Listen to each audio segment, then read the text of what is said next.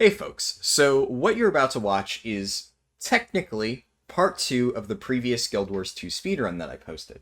But as you might see from the title, it's not really going to be a traditional part 2. Instead of just taking the original footage, maybe condensing it down a bit and then throwing it up there as another video, I've decided to take a different approach. So since the time that I recorded that, a lot of stuff has happened in Guild Wars 2. There has been some spicy drama. And I figured it would be kind of fun if I just went through all of that drama, including messages, videos, like actual examples, you name it, and overlay that on top of speedrun footage. So, you get your traditional speedrun in the background, but you also get some nice storytelling while that's going on, rather than however many hours of me being really salty that the speedrun's taking too long, because that's kind of what the dialogue ended up being towards the end. There are a few bits towards the end of the speedrun where I did actually make like coherent points that I'll probably edit in. So the start of the video is going to be the guild drama, and then there's going to be some parts of the speedrun towards the end with my commentary and whatnot. But anyways, let's hop right into the drama because it is juicy. Now, what we are going to be covering today is the implosion of my first ever serious Guild Wars 2 guild. And it all revolves around a central character named Daylight Princess. That is his in-game name. His username in, the friends list thingy and, Discord and whatnot is Carandio. And normally I don't like to mention that, but that name's going to be coming up a lot, so it's not like I'm outing him or something. So Daylight Princess and Carandio are the two big names. Same guy, that's what you need to know. He is the titular character of this saga. And it all starts, back a few months ago, kind of around the time when I was recording that speedrun, maybe like a bit after. I had been running a lot of Heart of Thorns metas. So Heart of Thorns is the first expansion for Guild Wars 2. There's a lot of different things in that. Orc Basin, I think I might have mentioned in the first video that it was something that I really enjoyed running. That might have also hit the cutting room floor. I can't remember exactly. But I was running a lot of those metas, and this guy, Daylight Princess, was running a lot of them too. And I kind of noticed that he was in the maps a lot. But I didn't really think much of it. There's a bunch of other people leading metas and whatnot. But eventually, I think he put together a guild, and I now know the backstory for how this happened, so at the time I didn't, but I will give you the preview. So apparently, this guy, Daylight Princess, was in a map called Dragon's Stand, which is going to be very important over the course of this run. Dragon's Stand is slightly more difficult, and I want to emphasize slightly, because it's not very hard. It's a map that is only kind of more challenging than the other maps, and that you actually need people with half a brain to put together groups and give out basic instructions like, when the thing becomes immune, don't attack it and kill the things making it immune. That's about as complicated as the mechanics in Dragon's Stand get, but they are more complicated than just pew pew murder things. Yeah, that's why it was considered hard. And I'm not going to say that all of Guild Wars 2 content is easy. There's some genuinely difficult things in it, but these metas are not hard content. They are easy. But Daylight Princess here thinks that this is hard content. So he loves telling this story to people who joined the guild long after it began, such as myself, about how it formed, which was he was running Dragon's Stand, and he ended up having to command the entire map because there was nobody else there, and you're supposed to have one commander in each of the 3 lanes, but he took control, and he led them to victory, and he tells it as like this really heroic thing, and it's like, okay, cool, man. You basically said things in map chat while a bunch of people did their own thing and killed stuff. Like, congratulations. But then he talks about how, after the fact, somebody named May, who is one of our guildies, messaged him and said, hey, are you going to be running the dragon map again? I know that was the exact wording because he emphasized it. He said, May would always say, hey, are you running the dragon map again? And we've heard this story multiple times, so that is, as far as I can tell, the exact wording, the dragon map. And he said, you know what? Why don't I just make a guild for it? So he decided to make a guild. And this guild was called Blackwing Lair. Now, some of you, because you come from WoW, might be thinking, wait, what? Isn't that the name of a 17-year-old's, like, WoW vanilla raid? And yes, it is. That's what he decided to name his guild.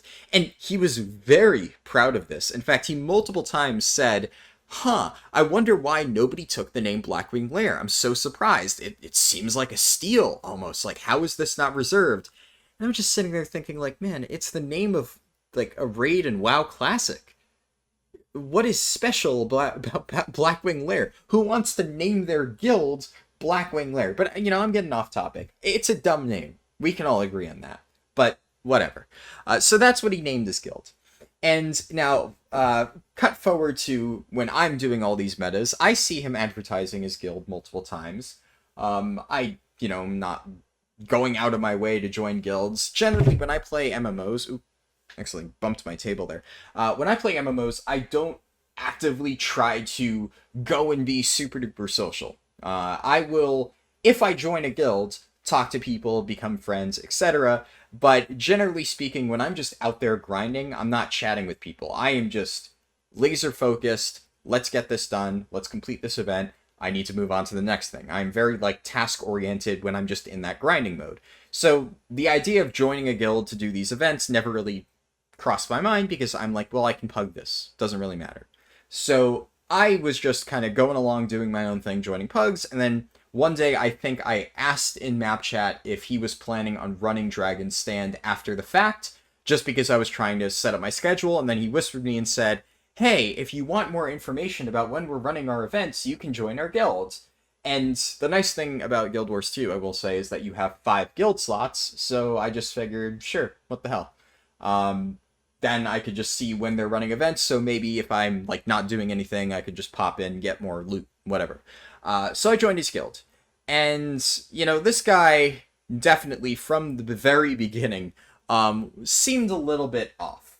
And I'm not going to sit here and try to make fun of a dude for being strange, right? I think it's one thing to be actively an asshole, which he is, and we'll get to that. And it's another thing to just be kind of an odd fellow. And I'm not going to make fun of somebody for that. I know I've already kind of ribbed a little bit about, the Blackwing Lair thing, but, let me get a few jabs in there. Either way, I did notice something was a bit off, but, I just joined the guild. I didn't have a concrete opinion yet. I was still learning as I went along. But I did notice that everybody else in the guild was actually really nice, really chill, super fun to hang out with. And now I'm going to start getting into territory where I have to start using people's names, and some people have requested that I use a nickname for them. Others have said, yeah, no, you can use my name, it's fine, I don't mind, that kind of thing. So as I go along, I'm going to try to make sure that I don't say the wrong thing. But anyways, so there were a bunch of people in this guild that I became friends with, mostly the officers, because they were really active. Now, Daylight Princess here, he would kind of do his little train, which for people maybe who aren't familiar with the term, even though it kind of is a WoW term, train is like a series of events back to back. So you're basically in one group going from one event to another. So he was really big on his Dragon's Stand meta train, where he would go from map to map and then finally end with Dragon's Stand. And that was all he cared about. He did that every single night. That was his primary focus. If you tried to talk to him about something other than that Dragon's Stand meta train, he probably would just change the subject and start talking about how hard it was to lead Dragon's Stand. That was the kind of person he was. Not knocking it, but he just wasn't the kind of person that you could have a conversation with. And I really ended up talking and becoming friends more with the other people in the guild. So there were a lot of officers that were really cool. Even just some of the regular members were pretty cool. And, we'll get to know them a bit more as the story progresses, because a lot of this, as you can tell, I'm just kind of going off memory. I do have screenshots for some of the later stuff, but here's the thing about drama. You don't actually start documenting it until it really begins unfolding. And right now, nobody really knew that anything was wrong. Everything was smooth sailing. There was some stuff brewing in the background, from what I've been told, but for the most part, the guild was running fine. So I ended up becoming pretty good friends with a lot of people in the guild, and I was running the trains more often. At first, I was just like, yeah, maybe I'll tag in every now and then, but because they were actually really nice, I just enjoyed hanging out in their guild. So I just went to every single train every single night, even the events that I didn't care about, just because it was kind of fun. And for people who've seen my content in the past, I've done raid leading for years and years and years. I mean, I even streamed myself raid leading heroic and mythic raids at the start of Shadowlands. So this is something that I've had lots of experience in, like leading groups and whatnot. And like I said, the reality is this was not very hard to lead. You basically just need to give people basic instructions and hope they follow it. But even if they don't, you're probably still going to kill it anyway. It's not hard. It's a world boss, effectively, with comparative difficulties to WoW. It's just 40 people mindlessly killing a world boss. So I basically said, yeah, if you need me to help out with organizing some of this stuff, just let me know. Because, you know, these guys seem cool. I want to make their lives easier if I can. I'm already here. Might as well put some of the effort in myself. But one thing about Guild Wars 2 that's different than WoW and pretty much every other MMO is you can't lead raid groups unless you have something called a commander tag. So commanders are the Guild Wars 2 name for raid leaders. And in order to get a commander tag, you need to pay 300 gold, which is quite a lot in Guild Wars 2 amounts. And I had a lot of different things that I was trying to get. I was still working on my Ascended Armor set at the time. I needed, like, to get bigger bags. I was still working on my Griffin mount. There were a lot of things that I needed gold for. And getting the ability to lead a raid group was really not high up there on my priority list. So I couldn't really help lead these trains because I didn't have the ability to put up a tag and take over one of the lanes. I was just able to kind of help out. So what Daylight Princess graciously offered me, he made sure to make it sound like it was the deal of a lifetime, was I could lieutenant for him. So lieutenant is basically like in WoW, where you give an assist rank to somebody, and they can put down markers and do like raid warning messages. That's pretty much all it was. But he made it sound like, oh, this is a very important responsibility. And I'm like, okay, sure, man. Literally all I would do is like put markers at enemy spawn locations and be like, when they spawn here, kill them. And then I would give alerts like the next escort for this thing is starting now, so people knew to head back to the camp. Basic stuff. Like, I am not trying to toot my own horn here. This was not impressive. But he would message me after the fact, like, wow, you did a fantastic job. You really have the potential to be a commander. And I'm like, okay, man, thanks. Like, you know, glad you think so. I already know that. I've been raid leading in WoW since I was like 10 years old. But okay, cool, thumbs up. And I would just kind of go about my day. But then eventually, I think he started talking about how he really needed to have more commanders in the guild.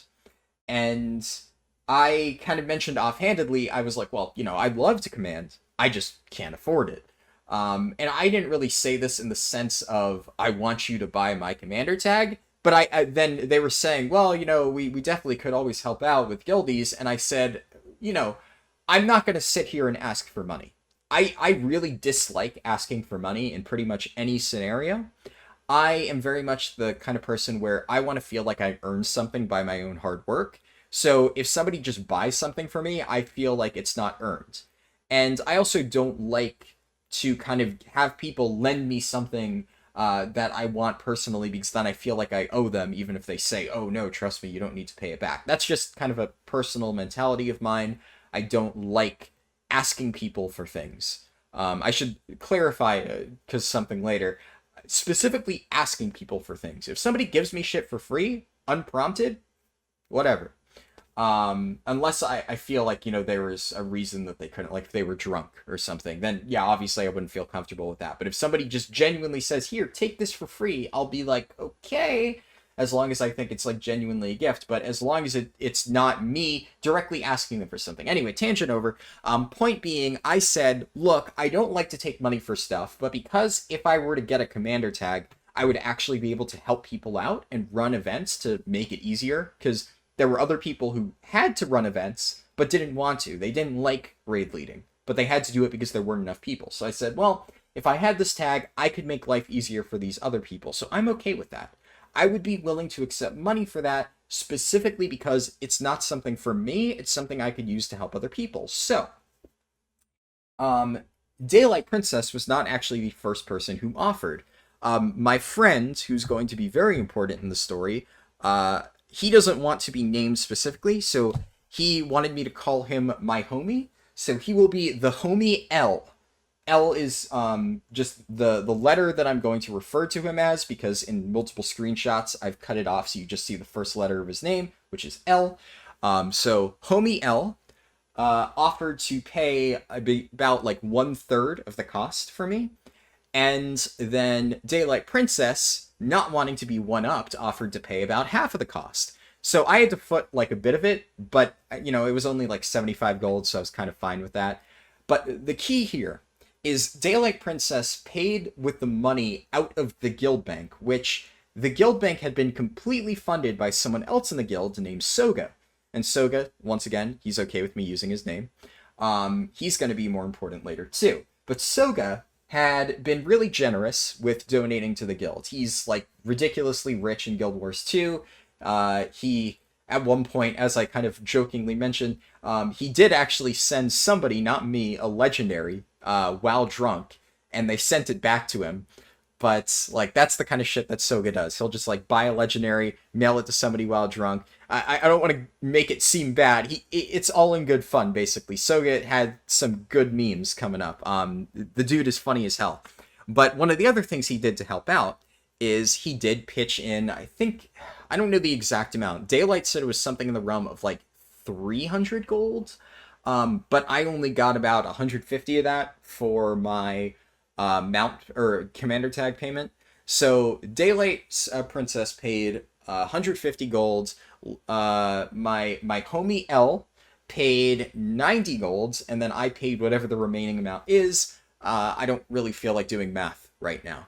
So then I finally had my commander tag. And, I was pretty excited about this. It was nice to be able to finally not have to pug events. Not only could I help out the train, but now I could just form my own groups instead of having to make sure that somebody else was running whatever it is that I wanted to do. And I was, excited about this. We actually went and did a dragon stand at like 4 a.m, and it was pretty cool. Then the next day I said, oh yeah, I'll definitely go and lead the train. And then I think I stayed up until about 8 a.m. or something, just chatting with my homie L and doing different things like fractals and whatnot. And finally, I went to sleep. And I got up around, I want to say 3 p.m. the next day. And the first thing I saw about 30 seconds after walking around the main city is my homie L walked past me and said, "Hey, Harldan." And then I stopped and turned around. I was like, "Oh, hey, what's up?" And he said, "Oh, I got kicked from Blackwing Lair." And it had been maybe I don't even know, 5-6 hours since I had last been talking to him before I went to sleep. And now he's telling me that he got kicked from the guild. So, of course, I'm thinking, what the fuck happens? You're are you making a joke? What's going on here? And he said, no, I got kicked from the guild because of something that happened a few days ago. And I was like, all right, go on. I want to hear what this is all about. So one thing that I kind of skipped over because, I think it makes for a better full story later on with all the context, is there was a YouTuber in one of our maps. YouTuber, streamer, his name is Mighty Teapot. So if you're familiar with Guild Wars 2, you might have heard of him. As far as I know, he has a relatively big YouTube channel. And I've watched some of his stuff so far. It seems pretty good, but I'm not super familiar with the guy. But his content seems good. Seems like a nice dude. I can't really comment. But point being, apparently while we were running one of our maps, I believe it was Tangled Depths and then Dragon Stand, Mighty Teapot was in our map and he had joined our group. And I guess he was streaming at the time. And my homie L in the background was doing some unscrupulous activities, is the way that I guess my guild leader, Daylight Princess, decided to interpret it. Now, try to think of the worst possible thing that you can be caught saying on somebody's stream. Because they had screenshots of, him saying this stuff in the chat log in the background of Mighty Teapot's stream. And It was so bad that they G-kicked him on the spot days later once they found out, without actually giving him a warning. All they did was tell him after the fact, you fucked up, you're G-kicked, goodbye. So, really, really horrible stuff here, right? And I was, really concerned because on one hand, this guy had always seemed really nice to me. I was like, what could he have possibly done to warrant this? Like, surely nobody would do that for no reason. And I kind of messaged the other officers, and most of them didn't really know what had happened, like, at all. Or one of the other officers who I was friends with, who wants to be referred to as Millicent, and like her name in chat will be just an S, and then I've blurred out the rest. But she kind of told me, just, don't worry about it. Like, we handled it already. I just don't want to bring it up again. So I didn't really ask any of the officers further, but I did message Daylight Princess. And I asked him, hey, can you tell me why you kicked my homie L from the guild? Because I kind of want to know what the reasoning behind that was. There has to be something. And then especially, he kept trying to go on about how it was inappropriate behavior and bad conduct to be done in public. And my obvious response to that was, hey, if I am going to be leading events for you guys and having a more active presence in this guild, and there are things that you consider to be so bad that they warrant an immediate G-kick, I need to know what that is. Because unless that guy went and said the N-word in chat, I don't think that anything he could have done would have warranted an immediate G-kick without any, further explanation or, kind of sit-down talk with him. I just don't understand. So he said, okay, I'll provide you with evidence. And now is when the story really gets juicy, because we have finally reached the first of 37 screenshots that I have to share. So, if I go over here, yes, here we go. Alright, and here we have our first screenshot. So, Carandio, as I mentioned, this is his Discord name. I could have technically edited out his Discord name, but it comes up so often, I don't really think it's important. It's not like you can track him down with that alone. And he sent me this. This was in a private DM to me. He said, this is an example of inappropriate behavior when somebody is streaming. And you probably can't really see everything that's in the background there. So I'm going to go ahead and skip to the next image, which is zoomed in. So he said, this is L over here. F you, don't talk to my lover like that, frog lover. And then somebody said, ew, oh Jesus, oh God. The Dolyak and the frog are trying to, and it gets cut out, but I think it was like have sex or something. And then my homie L said, this is 69, right? So the context of this, which I was then provided, is apparently in the background of Mighty Teapot's stream, my friend was dressed in a Dolyak tonic, or he was using a potion that turns him into a Dolyak, which is basically a big ox type thing. And he was, joke ERPing with somebody using a Nuhawk, which is a giant frog tonic, and they were pretending that they were ERPing as a frog and a Dolyak in love, or something like that. And this all happened to end up in the background of Mighty Teapot's stream. I mean, I don't know if this was intentional. I don't think it was, because they do goofy crap like this all the time. But what I'm guessing is they were just sitting in their corner, messing around, having fun, just memeing with, a bunch of other people who are in the area, because, a bunch of other people were having fun with it, too. And Mighty Teapot apparently happened to walk by, happened to catch some of it on/say, and then my guild leader decided to dig through the entirety of his VOD to look for anything bad that had potentially been said, and he found this. This was the worst thing that he can find about my homie L to kick him out of the guild. The fact that he was fake ERPing with a frog in Dragon's Stand in the background of somebody's stream. So, I think it goes without saying that this was not a good enough excuse for me. I did not say, oh, he had sex with a frog. Ah, okay. Yes, no, that seems like a perfectly valid reason to kick him out of the guild. No, I was not very thrilled with this excuse. So, I said, all right, sure, whatever. And I went about my day. And I basically messaged my homie L and said, okay, this is why he kicked you. Because, for the record, he never actually told anybody why he kicked him. He just kicked him and then said he said something really bad. I was the first person to get proof of what the thing that got him kicked was. So I said, just wanting to let you know, he kicked you because you were having sex with a frog. Do with that information what you will.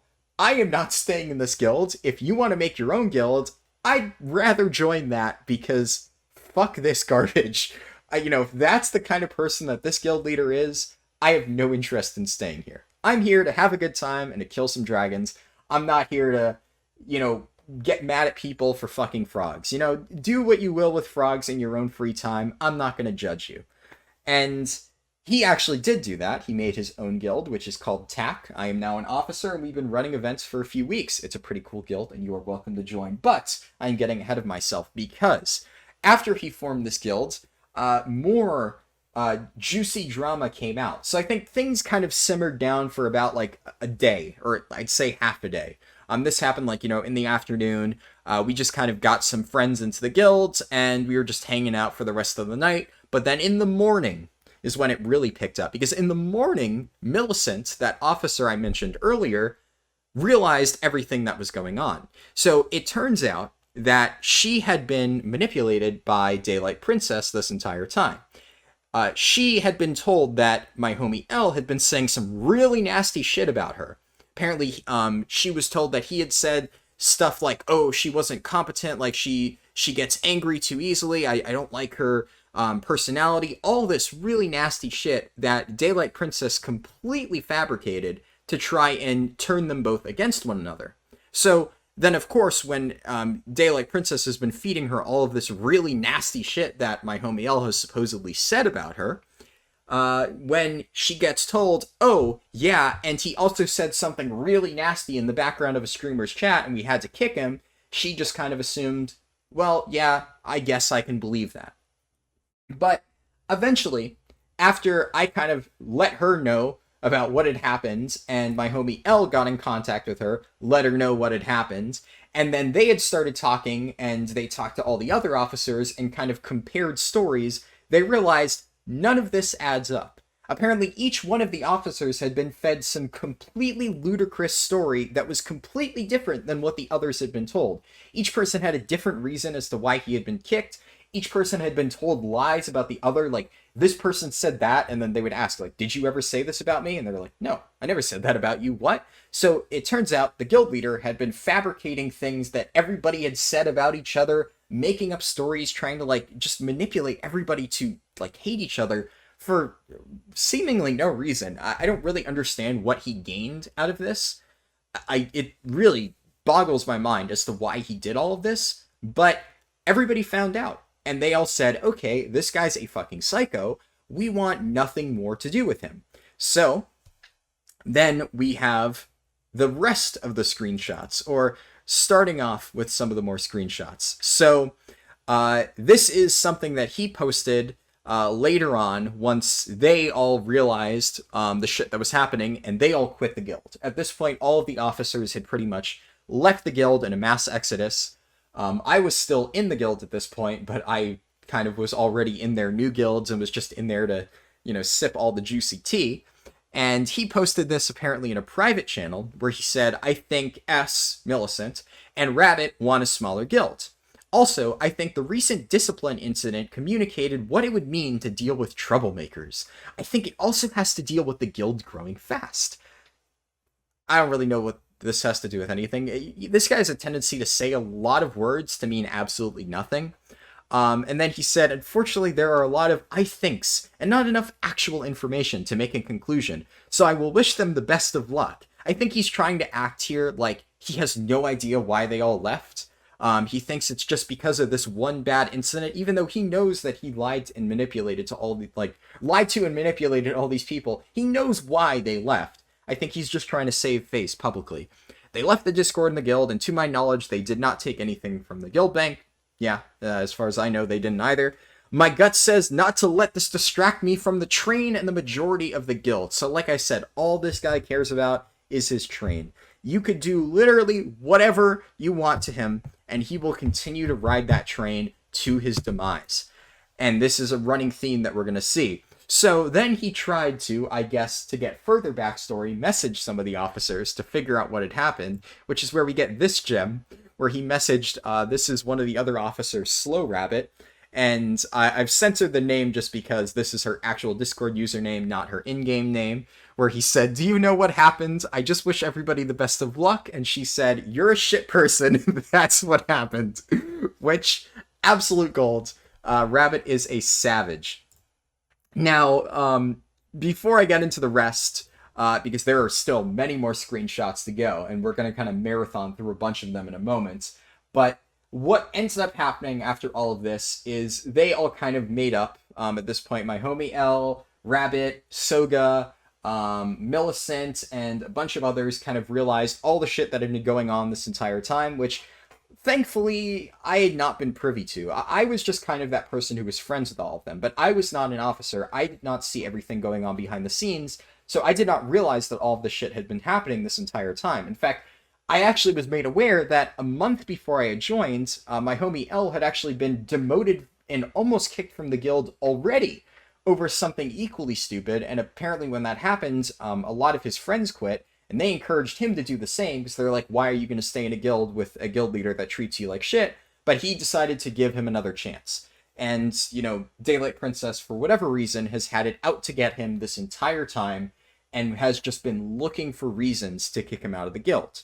Our running theory was just that Daylight Princess here is very obsessed with his reputation. He's very obsessed with this idea that his guild is a business. One of the first times I ever talked to him, I was just kind of bringing up off topic that, you know, your guild's name is Blackwing Lair, but you have a picture of Deathwing as your Discord icon. Why not make it Nefarian? Because, you know, as a WoW nerd, that is the kind of stuff that I notice.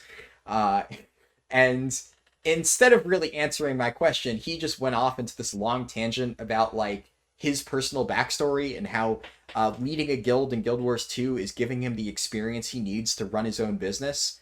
And I just kind of nodded my head, you know, virtually, of course, and was like, okay, yeah, sure. I don't know how we got into this conversation for me asking about why your Discord picture is Deathwing instead of Nefarian, but cool. Yeah, man, you know, go run your business, build a good reputation within the community. So because of this, we all think that what ended up happening is my homie L, who was, you know, a pretty nice, charismatic person, ended up making Daylight Princess here jealous because everybody was friends with my homie L, and people weren't really friends with him because he was just kind of an odd guy. He would set up the trains, but he was not really a charismatic person in the slightest. He was definitely a struggle to have a conversation with. Like, anytime you'd talk to him, he would just go off on some rant about why he named the guild Blackwing Lair, or he would tell that story for the millionth time about May and the Dragon Rant, or he would randomly get drunk and start going on these long spiels about how we're building something amazing here, guys. That was, you know, his favorite phrase. Usually followed by, where was I going with this? And he would just go on and on and on to the point where nobody wanted to talk to him. So we all just assumed that he realized this guy, my homie L, has everything that I want. He has all these friends, everybody respects him, and meanwhile, I'm the one putting in all the work, heavy air quotes here, and nobody's actually friends with me. And that's all he really wanted, I think. And, you know, in a sense, I empathize with that. I understand, you know, maybe he's not the most, like, you know, social person, and all he wants is to make friends and stuff. I'm not going to knock the guy for that. I get it. But when that happens, you should just try to, you know, reach out to more people, you know, try to make conversation. I get that it might not be the easiest for everybody, but what you shouldn't do is try to sabotage other people that you're jealous of because you wish that you had what they have. That's just a dick move, regardless on what your motivations are. But anyways, After all this happened, after basically our entire friend group was pulled from Blackwing Lair into our own new guilds, we just kind of decided, all right, well, we're mostly good now. We're going to sit back and watch the drama unfold, because at this point, his entire leadership core had quit, and a bunch of members had started to notice. And now you have a guild where nobody knows why, but all of the officers have quit, and the guild leader refuses to say anything about it, and is acting like nothing happened. Naturally, questions are going to arise. And that leads me to the next screenshot from the next person that we're going to talk about, Mouse. So Mouse here, he's another part of our friend group, but he was not, I guess, like present when all of the initial drama happened, and he didn't hear everything that had happened. I think after he made this post, I reached out to him and said, hey, this is what happened in the past 24 hours. I know it's been a lot, and kind of gave him the scoop. But he said, it's come to my attention that people have been removed from the guild for frankly stupid reasons. I'm extremely disappointed, as I was pretty invested in this guild and felt like it had potential to be a positive force in the community. I guess I was wrong. As a leader of many guilds, businesses, and research teams, I can say that this type of thing will only lead to a less than amazing end. Streamers don't remember guild names, streamers come and go, but good players and a strong community are worth their weight in gold. Cheers. And then he put his Discord tag, which, I've censored because obviously it's a private Discord tag. Now, I think the way that Mouse feels is kind of similar to how a lot of players in the guild that weren't caught up in the drama were feeling. As far as they could tell, this well-respected, well-liked officer had just been randomly kicked. All of the other officers had quit, in protest of him being kicked. And now the guild leader was trying to cover it up and giving no real concrete reasons as to why all of this had happened. I don't know exactly, but from the wording, I think Mouse had reached out to somebody besides myself beforehand and got in the TLDR sort of what had happened. I ended up messaging him and providing him with all the other evidence, but a lot of people in the guild weren't able to contact each and every, one of the officers and figure out what had happened. I tried to reach out to as many people as possible, but, there's only so much that I can do. Now, after Mouse's post, Mr. Daylight Princess, or Carandio, decided to go into disaster control mode, and he made what is quite possibly the worst PR response I've ever seen, because this man does not know how to argue on topic. Now, let's dive into it, because there are a lot of screenshots to go over here. So, he starts it off with a guild kick. A guild kick is not a fun option for anyone in leadership to exercise. I hope I will not use it again, but unfortunately, problem situations will arise. Also, a note in passing, the interface does not prompt a warning when selected kicked from guild, and the option to send mail is next to kick from guild. If you were kicked in error, please message an officer or post very briefly in general chat. Now, I made a response to this entire thing, which I will show after, but I don't think I touched upon this, but how hilarious is that as a disclaimer? Because in the context of what has happened, you can only assume that by him going on the spiel about the button for kicked from guild is right next to the send mail button, it's so oddly specific that it makes it seem like he's trying to retroactively defend himself. Like, I may have kicked somebody, but it's also possible that I was just trying to send the mail. And in the process of sending the mail, I accidentally clicked the kick from guild button. They're close to each other. It's an understandable mistake. So I have no idea why he posted this as part of his PR response. It hurts my brain to think about this. But anyways, he went on to say, if you have been kicked for discipline purposes, please be calm for 24 to 48 hours. That kills me every time. Please be calm for 24 to 48 hours. There is a good chance the leadership is reviewing the kick. The other leaders might decide that it was a bad decision and decide to let you back into the guild. Please do not send abusive whispers or PMs to anybody right after a guild kick. If after some time you attend events and are on good behavior, we might change our mind and let you back in. Do I even need to explain why this is so stupid? I don't think I really do. But yeah, this is really, really stupid. Anyways, next thing. Starting your own guild. Often guilds see this as a threat. Personally, there are other ways to play the game, and Guild Wars 2 has 5 guild slots. I suggest you use them. Personally, I have all 5 slots full, including 2 guilds, which are relevant later on, but I don't want to say their names. But all I will say is they are other popular guilds that do similar event trains. Maybe not the exact trains that Blackwing Lair did, but they do stuff that is similar.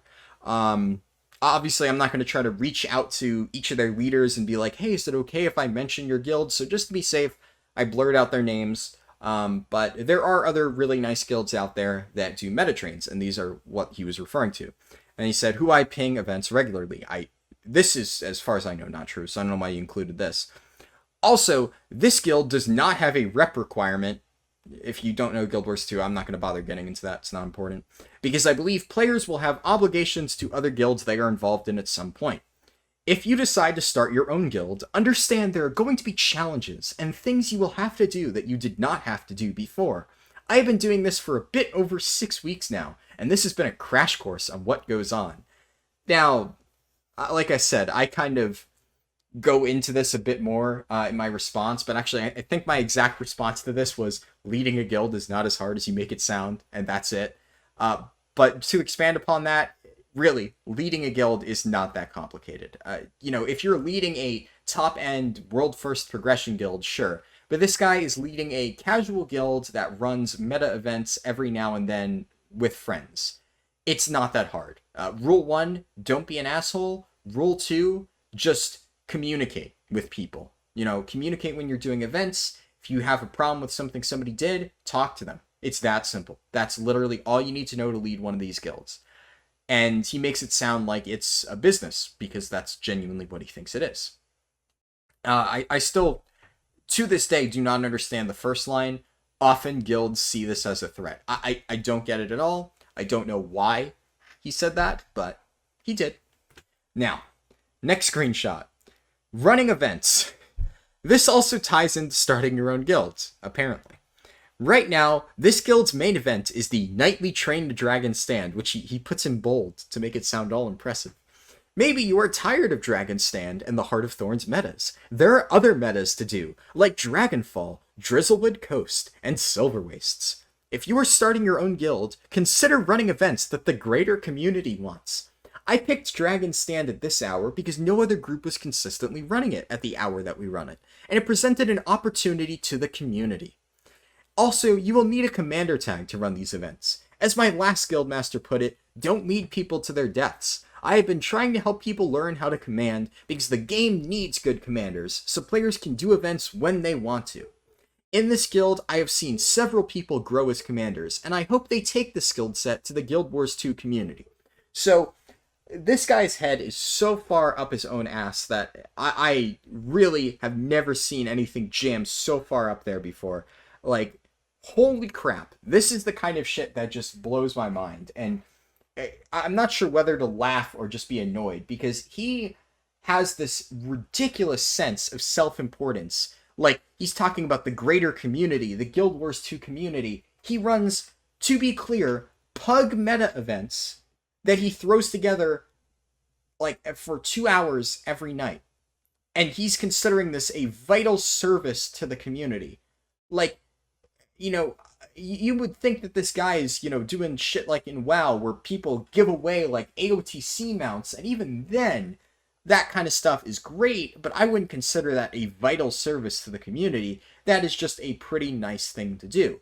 But he is just running pug groups and making it seem like he is doing the community a favor. And this is not just a one-off thing. This is something that he consistently goes off on. We will probably see more evidence of that, I think, in future screenshots, because this is like his main talking point about how everything he's doing is for the community. It's just such a load of horseshit. It really frustrates me. Now, the other stuff that I just really don't understand about this is how he tries to tell people to make their own guilds. I think what he's trying to do is justify us leaving. I don't really understand how this is relevant to his point at all, but it almost sounds like he's trying to say these people didn't like the fact that all we did was drag and stand, so they made their own guild to do other things, which obviously is not why we quit the guild. We quit the guild because he's an asshole. But apparently that's like the story that he's going with in this particular set of paragraphs, that we wanted to run different events, but he doesn't say that. He says that in the most roundabout, convoluted way possible. Like I said, nothing this guy says makes sense. It's so many words to say absolutely nothing but a confusing sense of just nothing. And just trying to understand these paragraphs hurts my brain. Anyways, there's still more. There's another one after this, too. It just doesn't end, man. Guild members outside of Discord. There are other members in the guild who have not joined our Discord. They will not have context as to what is being said on the Discord. I have not seen this as a significant problem. Once again, what does this have to do with anything? This is supposed to be addressing people's concerns about, like, just as a reminder, in case you've forgotten, this is him addressing people's concerns about why he kicked an officer. How is this relevant? I don't get it. And he goes on. This is the only thing he says that is even remotely related to the topic at hand. Appropriate behavior in events. This goes for any guild you represent and not just this one. Players are going to associate your behavior with the guild tag you have on. Also, players regularly stream events, so anything being said in say or map chat can get picked up on in a live stream. Everything you say will be reflected on you as a player first, and then associated with your guild. When players have a good time, they often come back to events. Some people in our guild join because they had a good time on our events. So these last two sentences have absolutely nothing to do with this point. I don't know why they're here. But addressing this stuff, yeah, this is obvious, but that's not what happened in this particular scenario. He completely misses the point and refuses to address it. And lastly, keep the community in mind. Like I said, this is his main thing. When doing events and activities, keep the greater community of Guild Wars 2 in mind, whether you are running them under this guild or your own guild. One huge advantage I had was I was running trains back in January. Dragon Stand started over 6 weeks ago.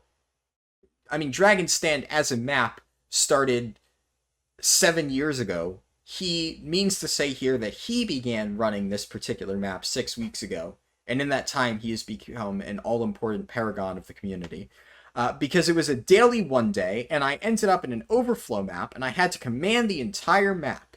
Like I said, this is a story he said multiple times. This is like the 20th time I've heard it at this point in time reading it. And I think I've already mentioned it like 3 times in this, because that is how many times he brings it up. I commanded it several times that week, and I got better at it. The community kept asking if I would do the Dragon Stand map, and I wanted to help them. Also, I will say the timeline on this doesn't make sense. He's saying that he's been running it since back in January, and yet he formed his guild sometime in late March, early April. Actually, no. I want to say it was actually more like early May, late April. So he's making it sound like he's been running Dragon Stand for so long, since January. Mind you, the time that this video is coming out, it is mid-June, or I think it's almost July, actually. It might be July by the time this thing comes out. I don't even know. Editing is a bitch and a half. But it's mid-June, and his guild formed in, let's be really generous and say late April, and he's trying to say that he's been running this since January, and that multiple people were messaging him. Now, this really is, besides any of the relevant points, but this is just what I don't understand. Even his nonsensical, off-topic points are not true. Why? Why lie about this? I don't get it. So, moving on, here is my response. Responding point by point, since that's how this was worded. Ignoring the fact that you clearly wanted to kick my homie L for a while, the excuse about expecting people to be calm and wait for 24 hours is laughable. If you have a problem with somebody, figure it out before making a rash decision like kicking them. Expecting people to remain calm and beg for forgiveness when you kick them is just idiotic. And yes, I made a typo. I corrected it with, the little paint tool in Photoshop. Yeah, judge me. Then next I said, running a guild is not nearly as hard as you make it out to be. Already kind of touched upon that. And whether or not I agree with the fact that your guild is dependent on you running Dragon Stand over and over, I find it ironic that you mentioned not leading people to their deaths. It has definitely felt excessive for a while now, referring to the same exact train every single day. People did complain about this. And I've heard multiple people suggesting schedule changes to break up the monotony, but they all get ignored. Next, I said, this was in response to him saying that he doesn't think it's a problem that lots of people in the guild aren't in Discord. I already mentioned this is completely... Fucking phone. Now, I already mentioned that this is completely off topic, but I did mention that no, drama on Discord will cause active members to quit. Even people who haven't joined Discord will notice that because of the Discord drama, the in-game guild is dead. Then this is in response to his appropriate behavior in events thing. And I said, okay, as a general rule of thumb, nobody is disagreeing with your point on don't say inappropriate things in say or map chat. But what you consider to be inappropriate is somebody joking in /say about being in love with a frog. What you fail to understand is that this gives your guild a good look. People will see this and think, hey, this guild's pretty funny, it's laid back, they have fun times with frogs, and they join because they're going to expect a group of players who do content while not being super serious. Nobody is going to want to join some soulless business that just runs Dragon Stand every single day nonstop. They want to join a group of friends that have fun playing a game. And really, I didn't even bother addressing his point about keep the greater community in mind because it's just a dumb point. But I made my final point, which is ultimately this entire response is embarrassing. You fucked up, you let your own personal beef with my homie L ruin the good community you had started, and it doesn't take 11 paragraphs to say, sorry, I was being a dick. Now, Mouse chimed in, said he agreed with my final point, which, thank you, Mouse. And it makes him sad, agreed. Then somebody else chimed in, I think they've left the guild, they haven't unfortunately joined our new guilds, I forget exactly what their name is, but because they're not related, and I don't know them, so I can't really reach out and contact them. I just censored their name. They said, I think the kick first and discuss after is a really bad approach. You should really speak to the player in question and also discuss it with officers before making such an action. By kicking first, most of the time people wouldn't even want to come back, and the others will just leave with them too. Absolutely true. It's just a bad way to handle things. And then he says, saying I am sorry will only go so far. What will matter is what I do in the future in regards to these situations, which, just shut the fuck up.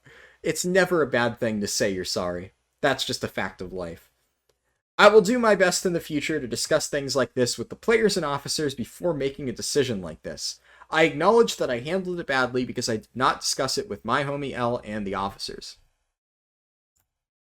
Then the other guy says, I personally don't care for an apology as I'm not connected to the guild compared to Mouse or Homie L, but I noticed they were active in the guild and I'd like to think that many enjoyed their presence. They might appreciate an apology. I think instead of saying I won't apologize because it won't do anything, I think instead of saying I won't apologize because it won't do anything but I'll do better next time, I think a second chance should be granted to the player kicked. Warning should be given out on the spot when players go against rules. Okay, there we go. Then he said, I made a bad decision by kicking homie L from the guild without consulting him and the officers. I apologize for this, and I'm sending him a mail of apology. The mail of apology. So, I want you to soak in the exact wording for this. I apologize for this, and I am sending him, referring to homie L, a mail of apology. Singular. Now, what you're about to see in this screenshot is my mailbox. This is mine. This is an apology letter that Daylight Princess sent to me, not to Homie L, but to me. Now, he did send one to Homie L as well, but for some reason, he decided he was also going to send me one. I guess I destroyed his reputation enough with that Discord post that he thought, a bribe was in order. I really don't understand this, but he said, I'm going to try to say this without laughing. This is a letter of apology. Flawless start. I apologize for kicking Homie L from the guild recently. I should have consulted him and the rest of the officers before doing so. I understand that I cannot turn back the clock in this issue, but I can do my best to make better decisions about this in the future. Here are some unidentified gears.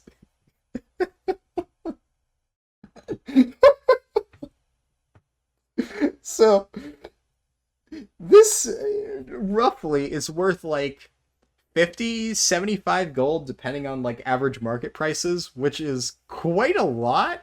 I'm not going to say it's like a fortune, but as a random bribe and an apology letter, or I'm sorry, a letter of apology, it's just like, why? I don't know why I deserved an apology. He honestly didn't really do anything to me. He's just been fucking over my friends, and I was the one who called him out for it. But he didn't do anything to me. I don't know why he sent me an apology. Now, I wish I could say I took the high road here and, mailed him back his gear, but like I said, I'm dirt poor. I took his gear and told him to fuck off. Judge me if you want, but, I don't respect this guy. If he's gonna send me all of this shit completely unprompted, I'm gonna take it. I'm not gonna forgive him, but I'll take it. Then, next up, oh yeah, I forgot. We have this one. So, sometime in the middle of all this, he created a channel called Do We Kick? And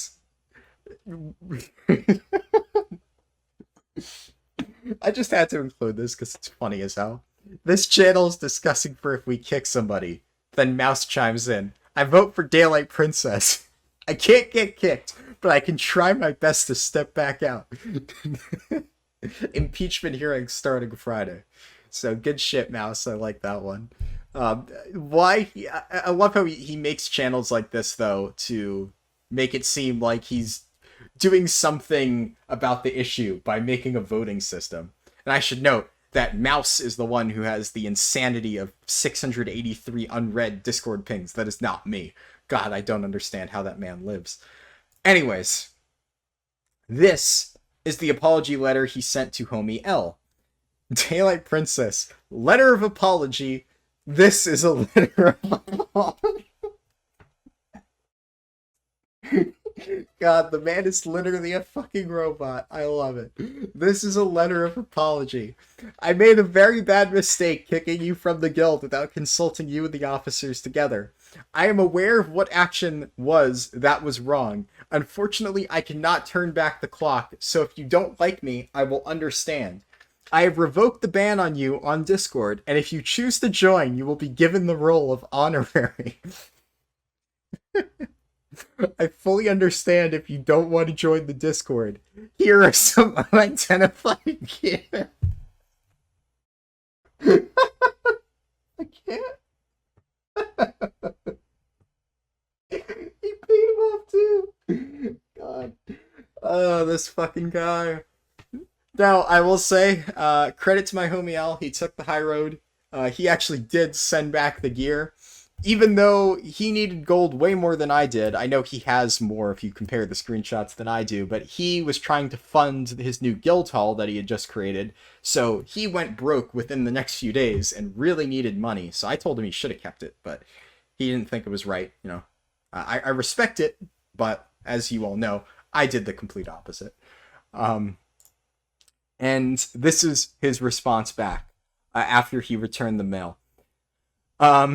To Daylight Princess, you did it twice. You changed the rules and got rid of me twice. You never liked me. You ruined your own community and turned all of your officers against you because why? I've talked to multiple people about the things you said about me or the things you've said I've said about other people. Lies and slander against my fucking character to make people believe you over me?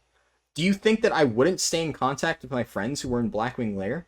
Did you think that me and the other officers weren't friends? I have no desire to join. Enjoy. So that's a fucking mic drop if I've ever seen one. Good shit on him. But yeah, I don't understand why he possibly thought that my homie L would want to rejoin the Discord or something. The guy's delusional. Anyways, now, pretty much shortly after this happened, there are some messages in here, so you can see OKS, so Millicent deleted all the evidence involved in the kick. This is untrue. Millicent confirmed that she did not touch anything. So apparently his cover-up story was that there was a lot of evidence as to why my homie L was kicked, but Millicent, the evil scapegoat, decided to delete all of it. And that's why he doesn't have any proof as to why he kicked my homie L from the guild, which is a shit excuse, but that's what he was apparently going with. As I mentioned, there was no evidence. Millicent did absolutely nothing. She was not involved in any of this. This was 100% his decision.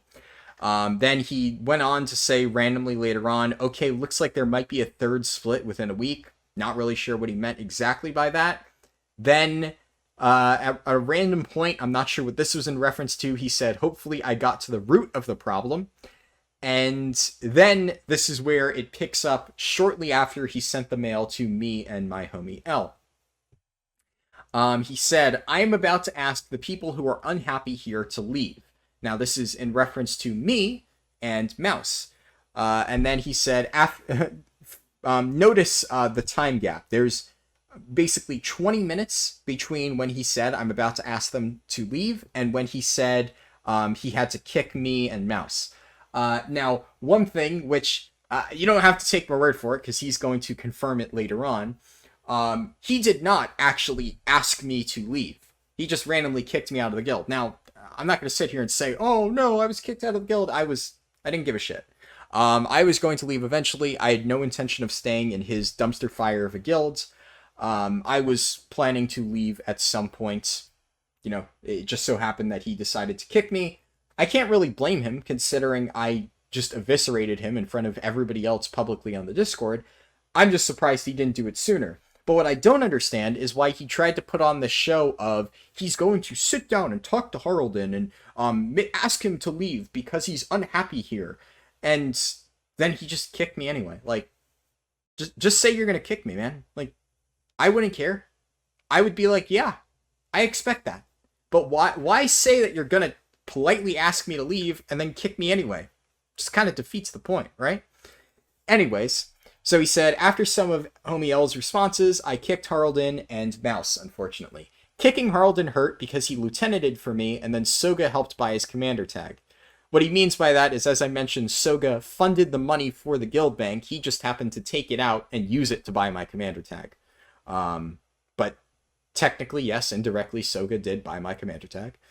I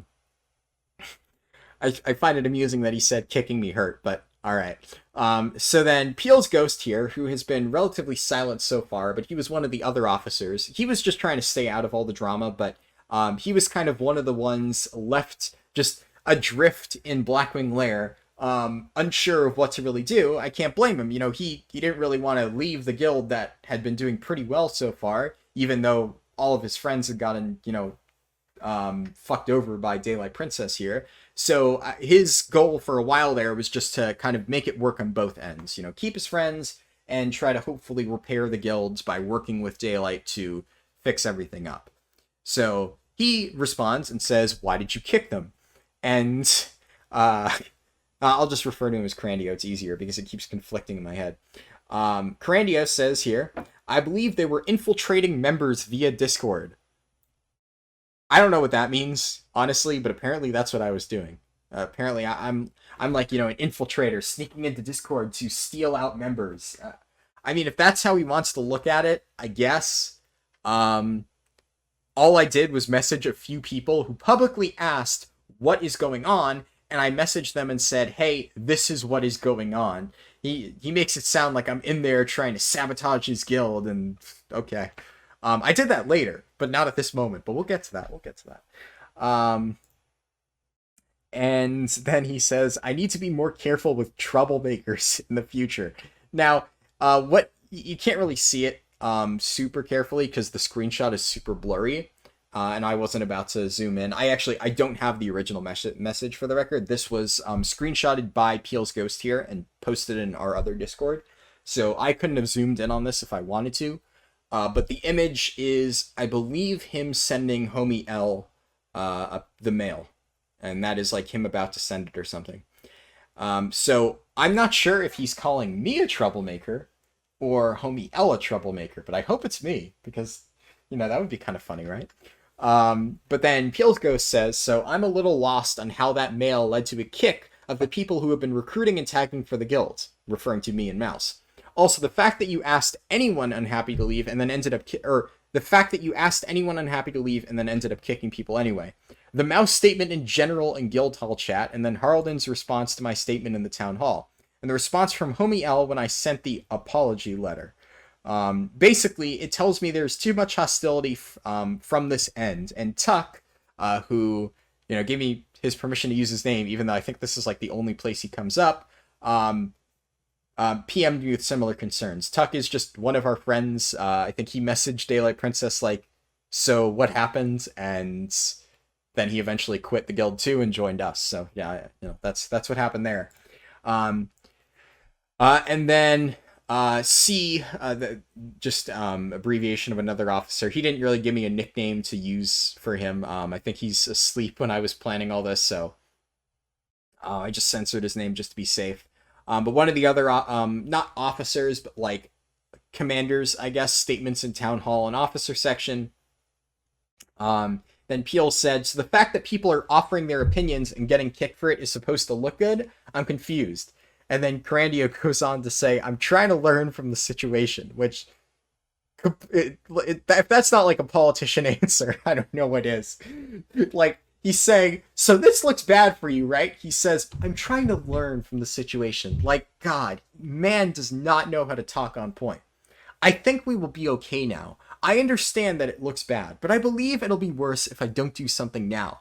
Well, now I can focus on the rest of the guild and the train. Once again, only focuses the train. And yeah, and then Peel says, I think you're focusing too much on the train. Cranio, maybe. Then Peels goes on, you don't need to push it every day of every week. Did you at least talk to Mouse or Harldan before you kicked them? I did not. So at least he's honest, right? Like I said, he confirms it. He did not talk to me, he just kicked me.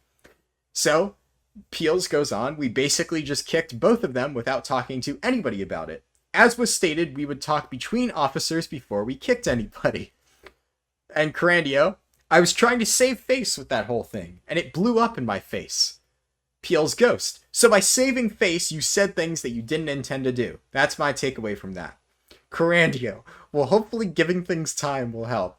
Now, I feel like I'm just going to have a seizure if I keep reading everything Carandio says in response, because half of it is just nonsensical. So, I'm going to try to go through this quick.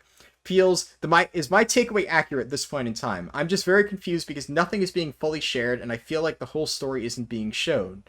Carandio, I'm going to try to hold to what I wrote about kicking from now on. This next exchange, you can read it. I just don't understand it. I've read it multiple times, tried to understand it.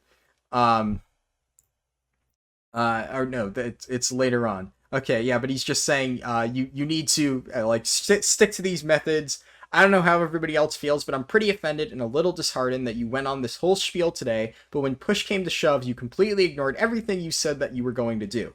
Then you decided all these things that, to as far as my knowledge, you didn't mention it to anybody else. I think it could have been handled in a much more peaceful and civil way rather than just tossing people out because they disagreed with you. Then Carandio says, in my head, I am processing how to be much more consistent about this in the future. Then Peels goes on, I vote for you to delegate it. You can go ahead and handle the train and the guild hall upgrading and everything, even the recruiting, but leave the member management to other people. Carandio, that is the best option. Peels Ghost. Whether that be by you making sure everybody gets a say or posting an opinion. And then Carandio, I'll post screenshots and let other people decide. Peels Ghost. Because Mouse and Harldan were both trying their best to make it a reasonable place for everybody to stay, even after other people left. That's why they brought their concerns out. I think you need to condense founders and officers into the same thing. I didn't actually touch upon this. He had two separate ranks. He had, officers, and then he had, super officers, which he called founders. And unless you were one of the first 5 people to join the guild, you could not get the founder rank. And I mean, personally, I don't give a shit about this. I always find like ranks in guilds to be trivial. I don't understand people that like put an extreme emphasis on rank and position and stuff, because 99% of the time it doesn't matter. Your position in any given guild or business or whatever doesn't matter. Like in business, I guess if it makes you more money, but so many people care about these fake positions and fake titles that don't mean anything. But some people, I guess, disliked the fact that he had a separate rank that was only for the founders of the guild, and they had more say than anybody else. And they thought that it was kind of unfair because it was just this unbreachable rank that you could only have gotten if you happened to join the guild early. Now, from a guild leading perspective, yeah, it's a stupid system. Do I really care? No. But evidently a lot of people complained about this and asked him to just make a singular officer rank instead of this founder crap. And then he kept saying, I'm going to do it, I'm going to do it, I'm going to do it, and he never did. Why? I don't know.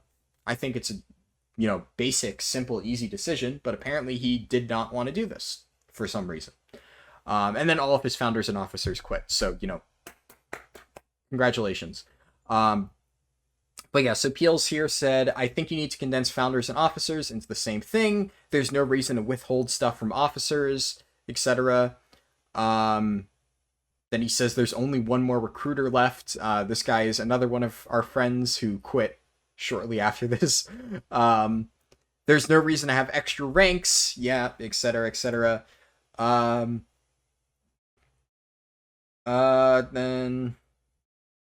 Oh yeah, then he says, the founder rank was suggested to me by Millicent. And this is a lie as well. Millicent has confirmed that she never at any point suggested that he make a rank separately for founders.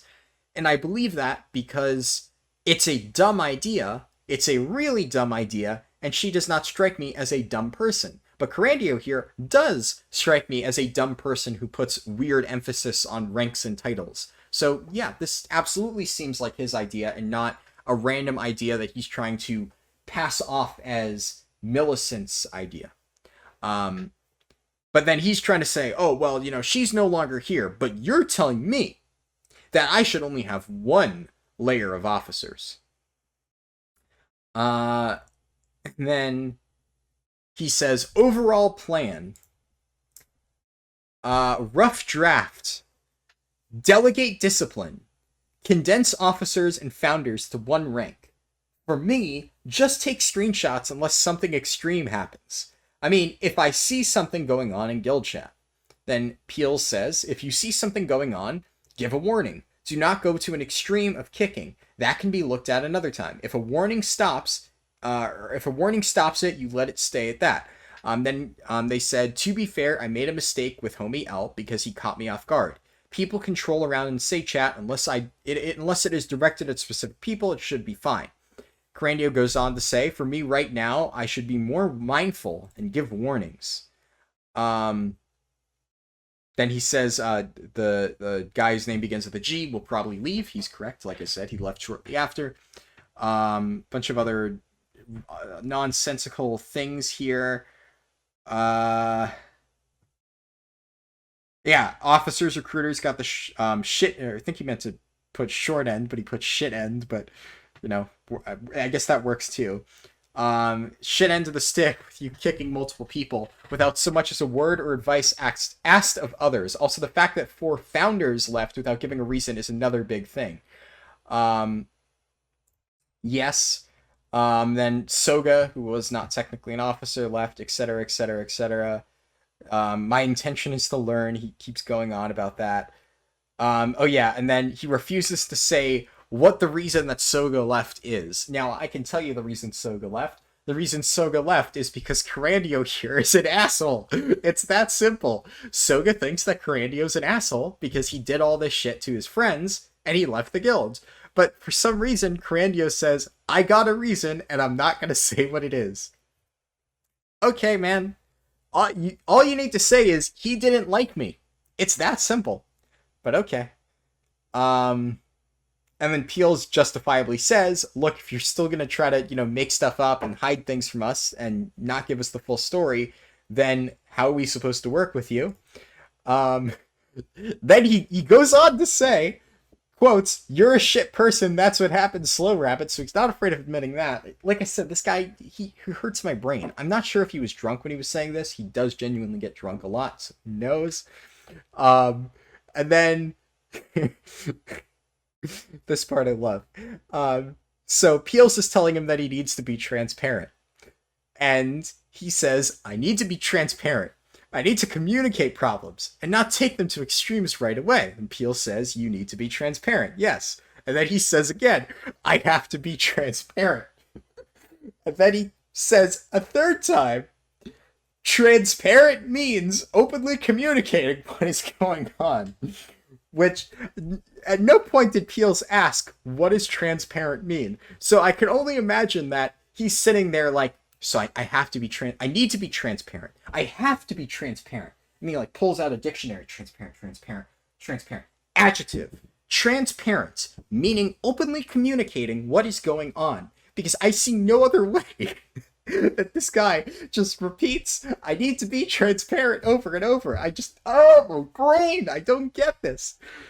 And then he summarizes this. This is the last of these messages. Okay, so what you said, be transparent, just take screenshots of concerns and post them. And then Peel says, please tell me that isn't all you got out of that. That isn't all of what there is. Don't do extremes on light situations and be mindful of what I say over voice on Discord. It's like talking to a 5-year-old man. So that is the end of the Peels Ghost part of the drama. Actually, well, not exactly. We'll get to more later. But now we're going to take a slight detour and move on to a random message that Daylight Princess sent me while he was drunk. So... a little bit of context, because I just kind of dropped that out there without really explaining it. Now, Daylight Princess, for some reason, even after kicking me from the guild, still tried to remain in contact with me and Homie L, who, kicking him was the one that started all of this, but he still tried to be friends with us for some reason. It was really weird, really awkward. We kept having to tell him to kind of like leave us alone, just don't bother us. The way I saw it was more as like, as long as he's messaging me and like giving me shit, then at least he's not harassing the people who he was actively trying to harass. And I guess I should take this time to mention that while all of this is going on, so while all of these conversations are happening, there was a few weeks there where like everybody had kind of like, moved past the drama, but Daylight Princess could not get over this. If this is all that happened, honestly, as funny as it is, I probably wouldn't make this level of a video about it. Because, really, it's just, shit happens, whatever, if he moves on, that's fine. I'm making this partially because I want to, put a highlight on this drama, because, quite honestly, it's funny. It's good content. But also because Mr. Carandio, Daylight Princess here, doesn't know how to leave well enough alone. Because after all this happened... he has basically spent the past, 3 weeks, or however long it's been since we quit the guild, constantly harassing us, constantly giving us shit, constantly trying to find ways to contact people who put him on their block list. He just does not know how to fuck off.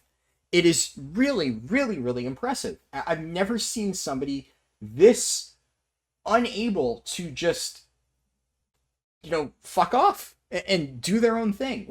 He made a mistake. We all told him, we're quitting, we're done, leave us alone, and he has been unable to do that, despite numerous threats of reporting him, not from me, from other people who really don't want to have anything to do with him because they got manipulated and lied to by him. So they've repeatedly said, stop talking to me, stop trying to get in contact with me, despite the fact that I have you on my block list. He has alt accounts and shit that he's tried messaging people on. He tries to send mail to me and Homie L and Soga and other people and say, hey, message Millicent or some other people about this and that, and tell them this and give them that. He tries to give Millicent and other people money and items by sending them to somebody else and saying, give this to somebody. It's just weird. It's really weird. It's borderline stalking and harassment at this point, because like he'll follow us around to different maps, and while we're trying to do stuff, he'll just jump up and down in front of us and try to talk to us and slash say. And like I said, I don't give a shit about a lot of this. This guy did not personally hurt me. I am not the victim in this scenario, but my friends are.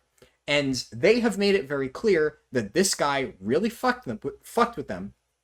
They don't like what he did, and being around him makes them uncomfortable. They have told us this, they have told him this. He knows this, and yet he continues to try to make contact with them repeatedly.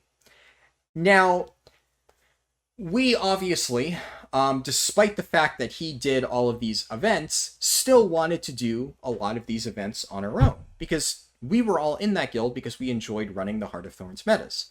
So we ended up putting our own train together for specific times. We kind of changed it up a bit. We do a bit more than just Heart of Thorns metas.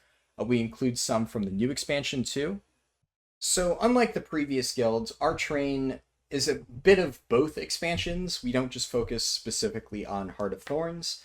But the main thing is, depending on like the times that a lot of players in our guilds are active, our train might have ended up overlapping with the ones that he ran. And because this guy ran his train every single night, it became kind of difficult to, schedule things without worrying about running into him or having him intentionally change his train to overlap with ours, because that is something that he would do when we did not have a schedule. So we came up with a schedule that would be a long train specifically on Fridays.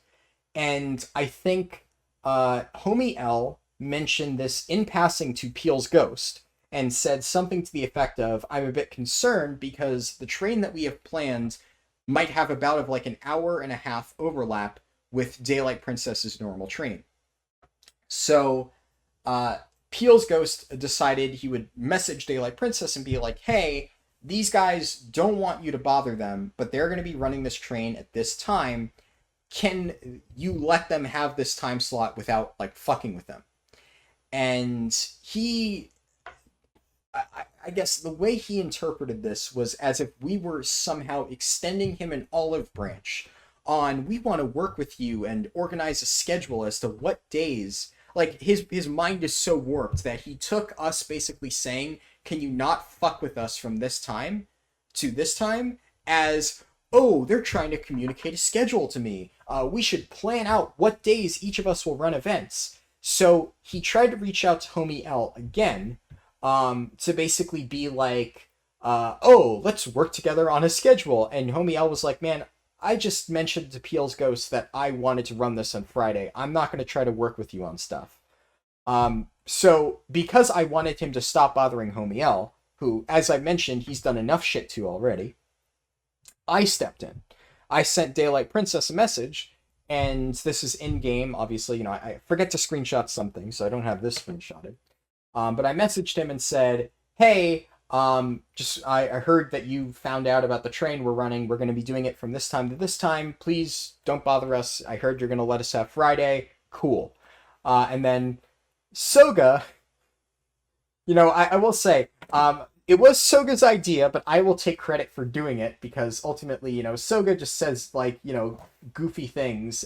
It's my fault for actually taking him up on his goofy idea. But Soga was like, hey, it would be really funny if you told him, oh yeah, we're also going to run the train on Saturday and Sunday, and it would be really nice if you let us have those days too, and then we just don't do it. So I said, oh, that's good, because then he'll cancel his schedules, and then we just won't show up, because obviously we're not going to run the same train 3 days in a row. We actually have shit to do. So I said, yeah, it would be really nice if you could let us have Saturday and Sunday too. And he was like, oh, I think I can make that work with my schedule. So he did. And we didn't end up running Saturday and Sunday. But what he did do is apparently he made this whole big professional post in his Discord, which Peel sent us. This thing. So the first part is kind of relevant, but then TAC Guild. So this is our guild. TAC is composed of former and current members of this guild. Please give them full respect. I understand that they want to take over the train to Dragon Stand Friday, Saturday, and Sunday at the time that we would normally run it. Now, first of all, this is actually not true on any circumstances. At no point did we actually say that we wanted to take over his train. We were doing a separate train that I think specifically Tangled Depths and Dragon Stand happened to overlap. But our train was much longer and different than his, but I guess because the only thing he knows to think of is Dragon Stand, when we mentioned that it might overlap, he just assumed they're doing my train to Dragon Stand on these 3 days, when that's just not the case. We just happen to include that map in our train. And then he said, I am handing over the time slot to them on those days. Now, one thing I haven't really mentioned about in general is how absurd is it that this guy thinks he owns the time slot, right? Like, throughout this entire process, he acted like this is his thing. He does the train to Dragon Stand. That is his idea. As if putting 4 metas in a row and running them in that order is some novel concept. And then he is being gracious by giving us access to the train at this particular set of times. Now, that's just fucking insane to me. You don't have a monopoly on a Guild Wars 2 Dragon Stand train. It doesn't work that way. I don't understand why he has this like insane sense of self-importance over a time slot, but I'm not going to get into that. It's way too much. But anyways, later that night, after he made this post and after I had that conversation with him, he sent me these screenshots from one of those other guilds that he's in of their Discord. Now, before I open these screenshots, I just want to say that the content you're about to see might be very disturbing to some viewers. So if you if Discord light mode is one of your triggers, please turn away from the video now, because unfortunately that is what this man uses. Behold the horror of Discord light mode. I did not realize anybody actually still used this, but apparently Carandio here not only is just an asshole who stalks and manipulates his officers, but he also is a monster who uses Discord light mode. Unbelievable. But anyways, he sent me completely unprompted, presumably while drunk, these screenshots of another guild's Discord, where he's offering to help people learn how to command. And this person here, who is kind of relevant, the other people in the conversation are not. But this person here comments and says, "Thank you for the offer, but that is something we leave for captain ranks and up. And frankly, you haven't even tagged on a train for us yet." So then, Carandio responds to this by saying, "That might be changing soon." And he goes on to say that, like for me, last night was Wednesday, which presumably it was for everybody. And instead of running the train that the time I do, instead I could have just gone along your train. We had 6 people last night at VB, which stands for Verdant Brink, with you guys. Which, I think what he's trying to say here is he's already sometimes gone to their events instead of forming his own. I don't see how that has anything to do with him tagging up. Once again, I don't see how any of this is relevant at all. I'm just covering it because I think it's funny he sent this to me while drunk, and this will be relevant later on. And then the guild leader said, "Yeah, you're always welcome to come with us, but I do hope you understand that if you are tagging, you will be tagging for us. It is not going to be a collaboration between guilds. You're one of us when you're commanding on our trains, yeah? It's the same principle when I go and tag for other guilds too." So, why did I bring this up? Well, I'll get to that in a little bit. But let's just say that this guild and that guild leader are important in a few screenshots from now. So I posted that or shared that in this video, not just because I think it's funny that he sent it to me while drunk, but also because the person in question is relevant. Now, next we have something that happened shortly after. all of this, which was kind of a long time coming. I think we all saw this or expected this to happen. But Peel's Ghost here posted his resignation statement. So he said, "I'll have to take back my previous statement. After considering a couple things, I will be stepping down and leaving the guild. If you are looking for reasons as to why, I'll give you a few. You agreed upon the removal and separation in the officer rank, but left it intact in-game and only changed it in Discord. The guild has seemed to become a secondary objective for you in the fact that the only time anything is posted is occasionally for a meta train, or the fact that you have accomplished something.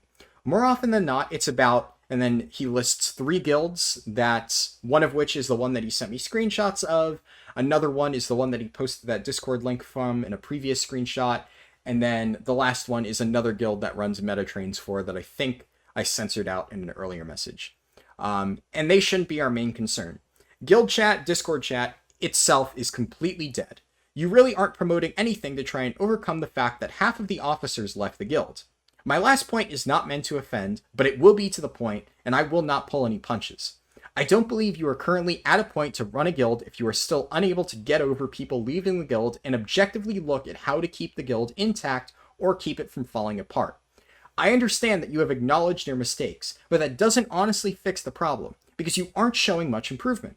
Commanding a meta in which the majority of the players already know what to do and leading a guild are 2 entirely different sides to a coin, and I think you need to see how it's done before you try to accept it. At this current point in time, I will stay in the Discord to see if anything improves and debate on coming back if it does, but as it stands, I'm unable to help try and hold on to try to hold something together that I don't believe will work out." So after dropping this bombshell of a resignation letter, Carandio's response is it okay if I make you honorary then? Which, priceless. Absolutely priceless. We have been memeing about this response for weeks. Actually, I think this was only a week ago, so for days. But it feels like weeks because, God, this is a timeless, tone-deaf response. Like, Peels just eviscerates him on every fucking possible point. Says why he's quitting the guild, says in every way how he has failed to lead a guild, and he just responds with a total bitch move of, "Is it okay if I make you honorary then?" Man, this guy. Ah, man, this guy. Like, here's the thing. I almost feel bad as I'm saying this, right? Because this guy, like, it really does almost feel pathetic. But that's like I'm constantly unsure as to whether or not I should continue to feel bad. But then once again, I will remind you and almost remind myself that this guy has been constantly stalking and harassing my friends while doing all of this shit. It's really impressive almost how on the surface he's able to paint a picture as if he's the victim. He made a mistake and he's trying to learn. But then in the background, he just keeps constantly saying, I had reasons for doing what I did, but so-and-so deleted the evidence, and this wasn't my idea, and blah, blah, blah. And then he continues going on alt accounts and trying to message people. And unfortunately, I don't have screenshots of all of those things, because those things aren't the kind of things that people take screenshots of. That, like, usually when that happens, they say, "Fuck off, stop messaging me," block him, and then immediately log out because they're tired of being stalked by this guy. But what I do have screenshots of are all of the public forums and discussions, which he really tries to make an effort to paint himself in a good light in it. I mean, obviously he comes out as a bit of a whack job, but he doesn't really come out as the asshole that he actually is, admittedly. Just an over-controlling GM. Now, finally, after all of this and non-stop continued efforts to contact people in the guild who have said, "Leave him alone," Soga here decided to send Carandio, Daylight Princess, a mail saying, "Please stop. Day, I would like to ask that you stop contacting people in-game in an attempt to reach out to S, Millicent, who has blocked you. This feels to me like a clear violation of the block feature and is likely against the terms of service you agreed to when creating your account for ANET's products." They're the company that makes the game.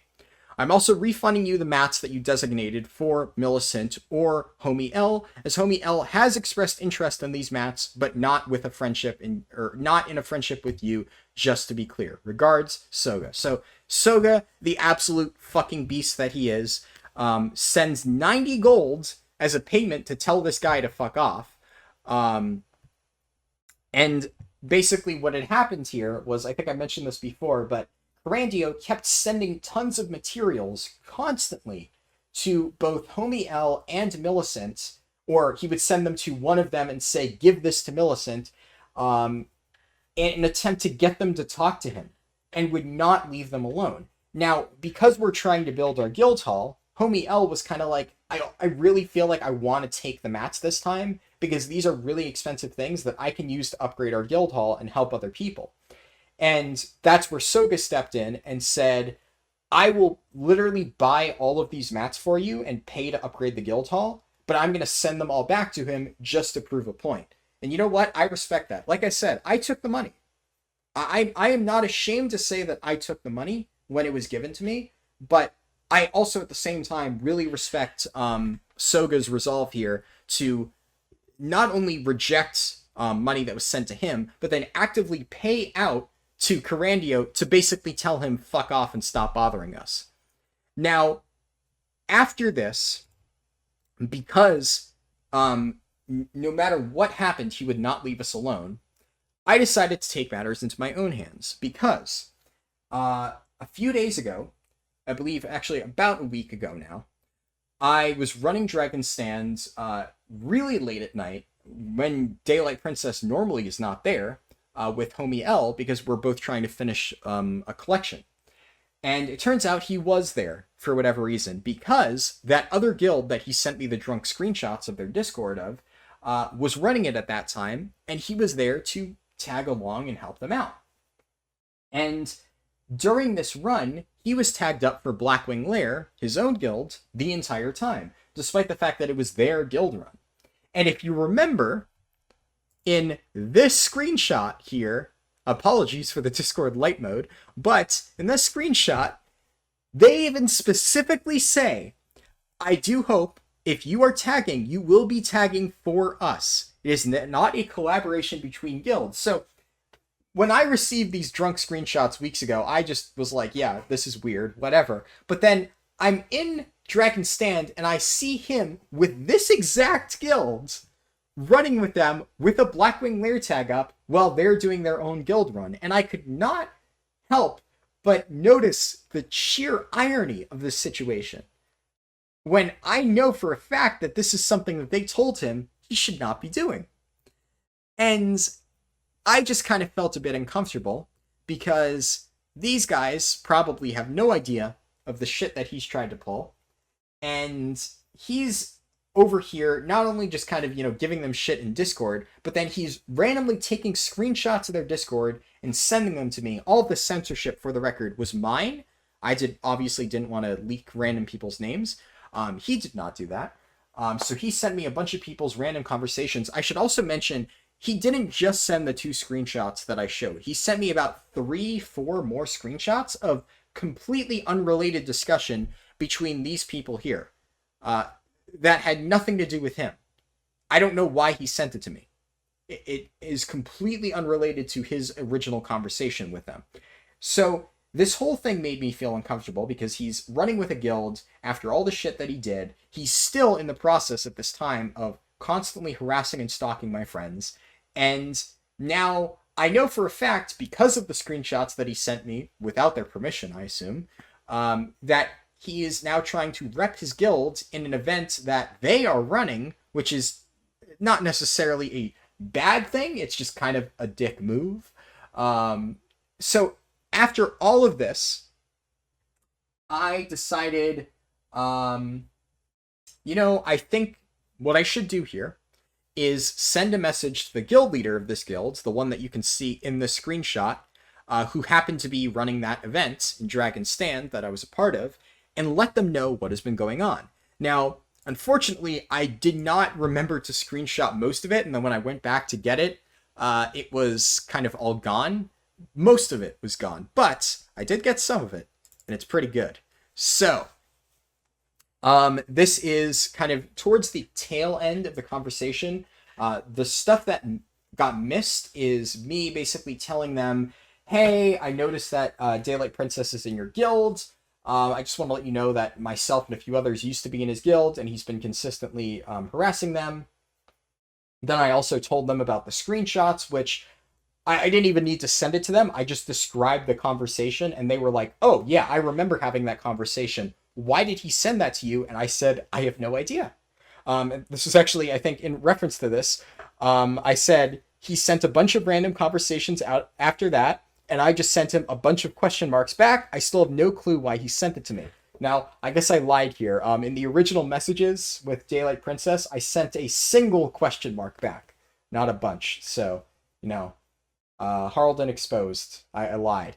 Anyways, then they went on to say, unprompted, he also doesn't command very well. I've gone to observe his runs, which, I like that. That's just completely unprompted, but hey, I won't disagree with them. He is a shit commander, but that's completely besides the point.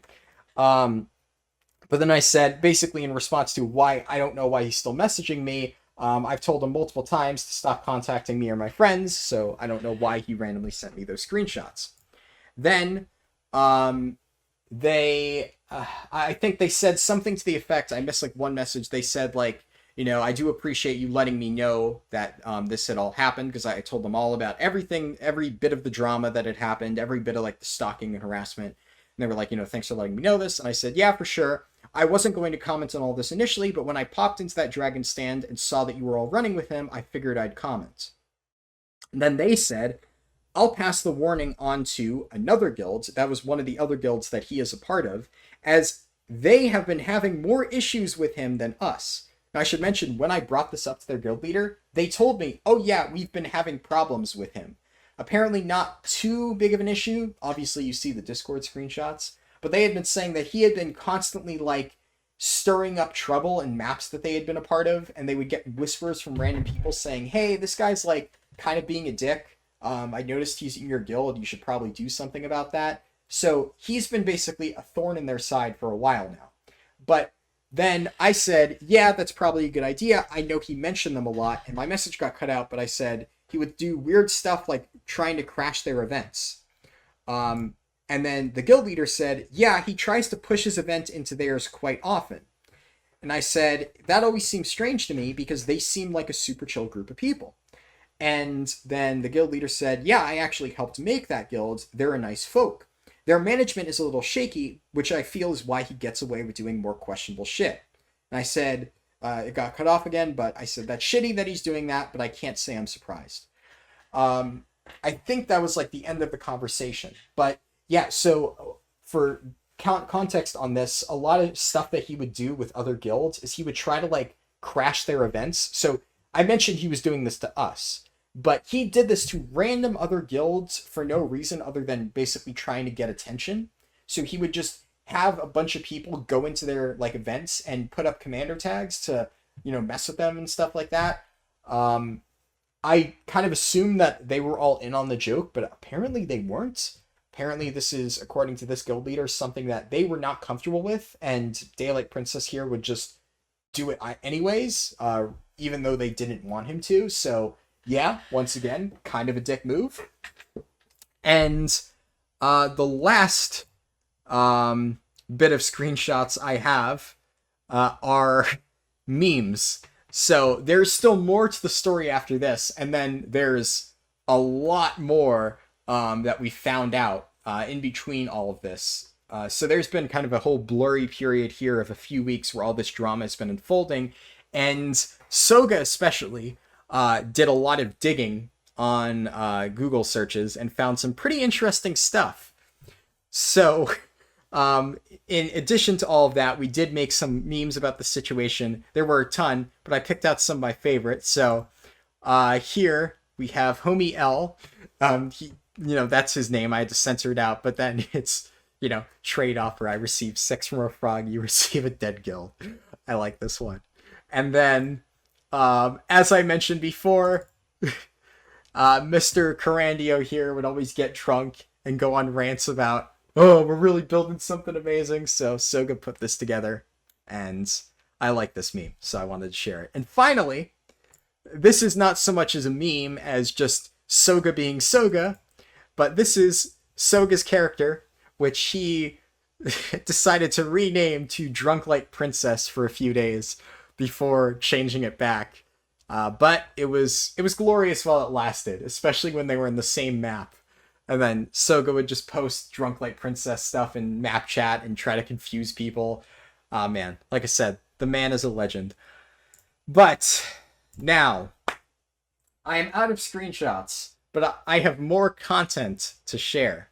Because the first thing that not Soga, but Homie L discovered was Carandio's YouTube channel. And look, this is stuff that I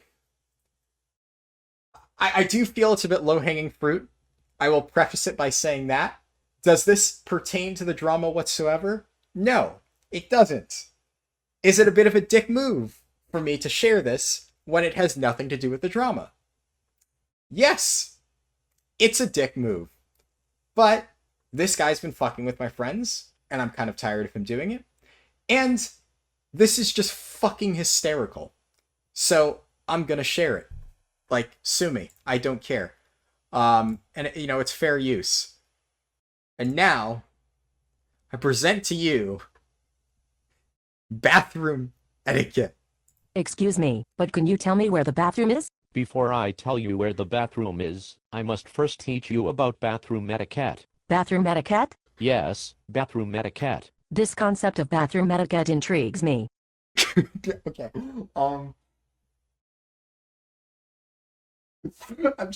I can't show this full thing on YouTube.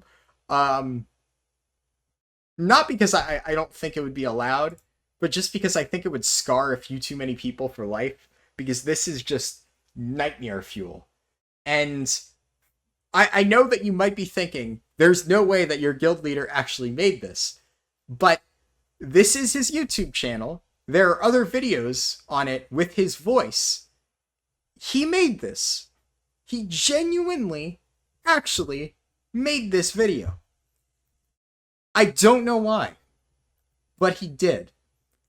Now, what I'll probably do is, going through the rest of this, I am going to sit here and watch the entire thing, which is like 5 minutes. But I am going to cut most of it so that you only have to understand that it is a real thing that exists, that this is something that my crazy GM actually made, and that I'm not making this shit up. But I'm not going to force you to watch the full thing. If you are currently not incorporating these concepts into your own household bathroom, these rules will significantly improve your happiness and the happiness of those whom come over and visit you in your house on occasion for some reason. The number of people I had visiting my house shot up 500% within the first month of me incorporating these concepts at my very own home. So, maybe my ignorance of these concepts is the cause of many of my friends choosing to not visit me at my home. I think you will find yourself much more happier socially and emotionally, and maybe even logically, if you follow these basic rules. I would like to know the specifics of these concepts. Please begin. Here I go. So, you mean to tell me that it is possible to not have any fluid touch the seat, rest of the toilet, or floor? Yes. A person is able to accomplish this goal without too much trouble. Interesting. I will make this my goal next time I need to use the bathroom. What is the next rule on your list?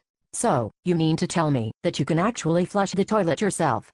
This concept is truly fascinating to me. Yes. It is entirely possible to flush the toilet on your own without having someone else present to ensure that it gets flushed. What? In fact, in household bathrooms, it is desirable to not have anyone else present in the bathroom while you are in the process of using it. This idea is revolutionary to me. It is like the old ideas in my head are being flushed out and replaced with fresh thought.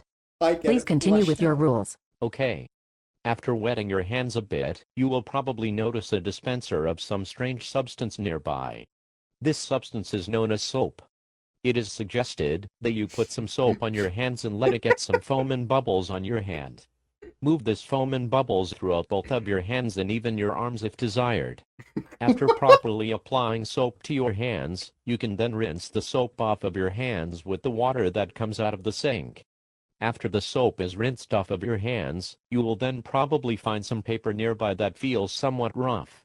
These are known as paper towels, and they can be used to dry your hands. Jesus You might Christ. only need to start off with 1 or 2 paper towels to see if that dries your hand enough. I can't believe what I am hearing. You mean that I can actually have clean hands after using the bathroom? Absolutely. Do you mind reviewing the rules of bathroom etiquette? Sure. Rule number 1 is to try to keep all waste inside the toilet. Rule number 2 is to flush the toilet. Finally, rule number 3 is to wash your hands. If this still does not make any sense to you, perhaps you deserve to die of strep throat. I really do appreciate you telling me about all of this. Now, if you don't mind my asking, where is the bathroom around here? There is a bathroom up those stairs. Take care, and remember these basic rules.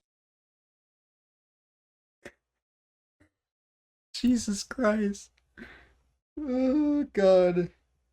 Why?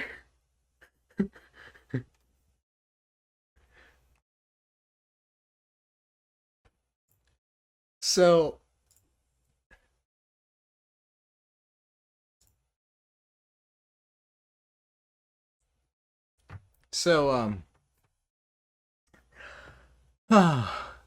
that is an actual thing that exists, unfortunately.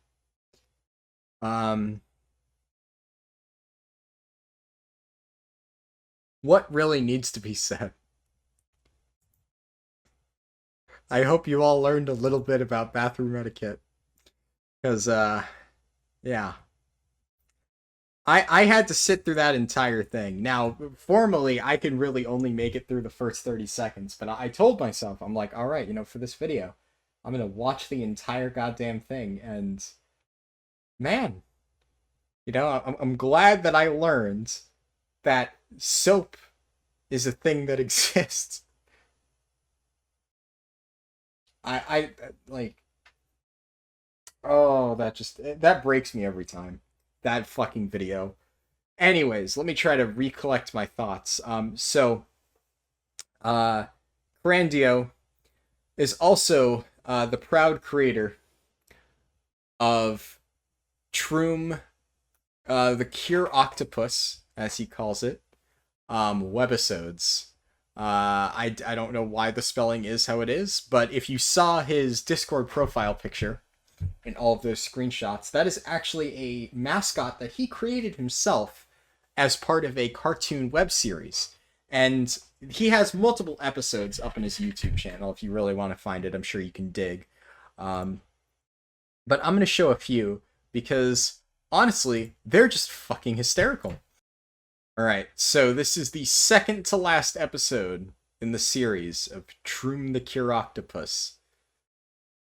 Trim, trim, trim, trim, trim, trim, trim, trim, trim, trim, trim, trim, trim.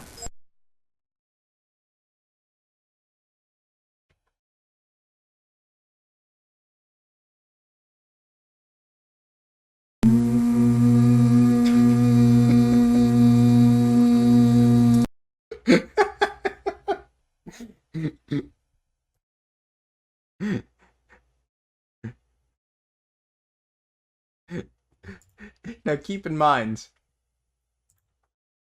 I did not edit any of those sound effects in there. That's just how it comes. It comes with that insanity, that buzzing sound effect. But now, it's time to watch Troom the Cure Octopus, Episode 9, the final episode. Trim, trim, trim, trim, trim, trim, trim, trim, trim, trim, trim, trim, trim.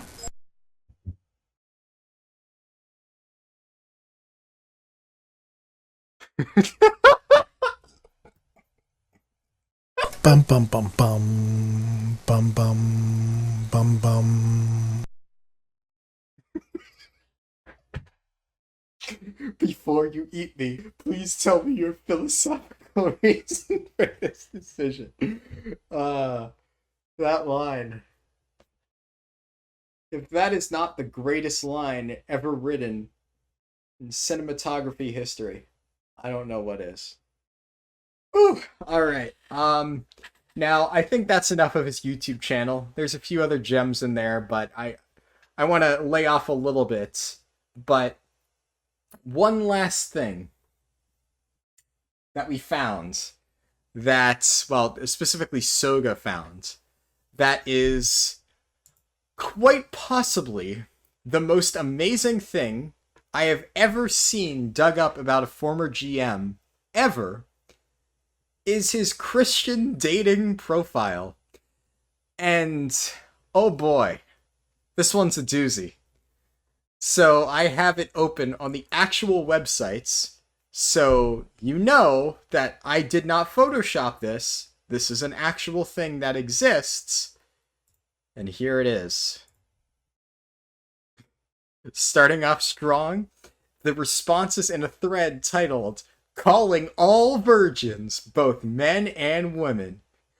Please respond only if you've never slept with anyone and have been a firm believer for at least 10 years.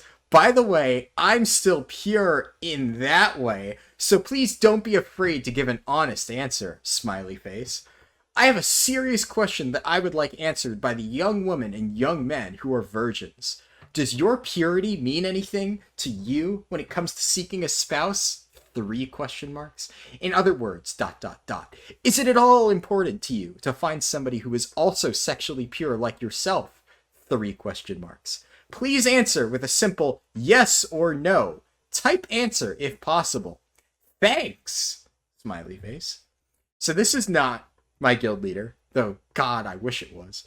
But this is the forum post that he chose to respond to. Now, some people have put their thoughts down here. Most of them are anonymous, so I don't really care.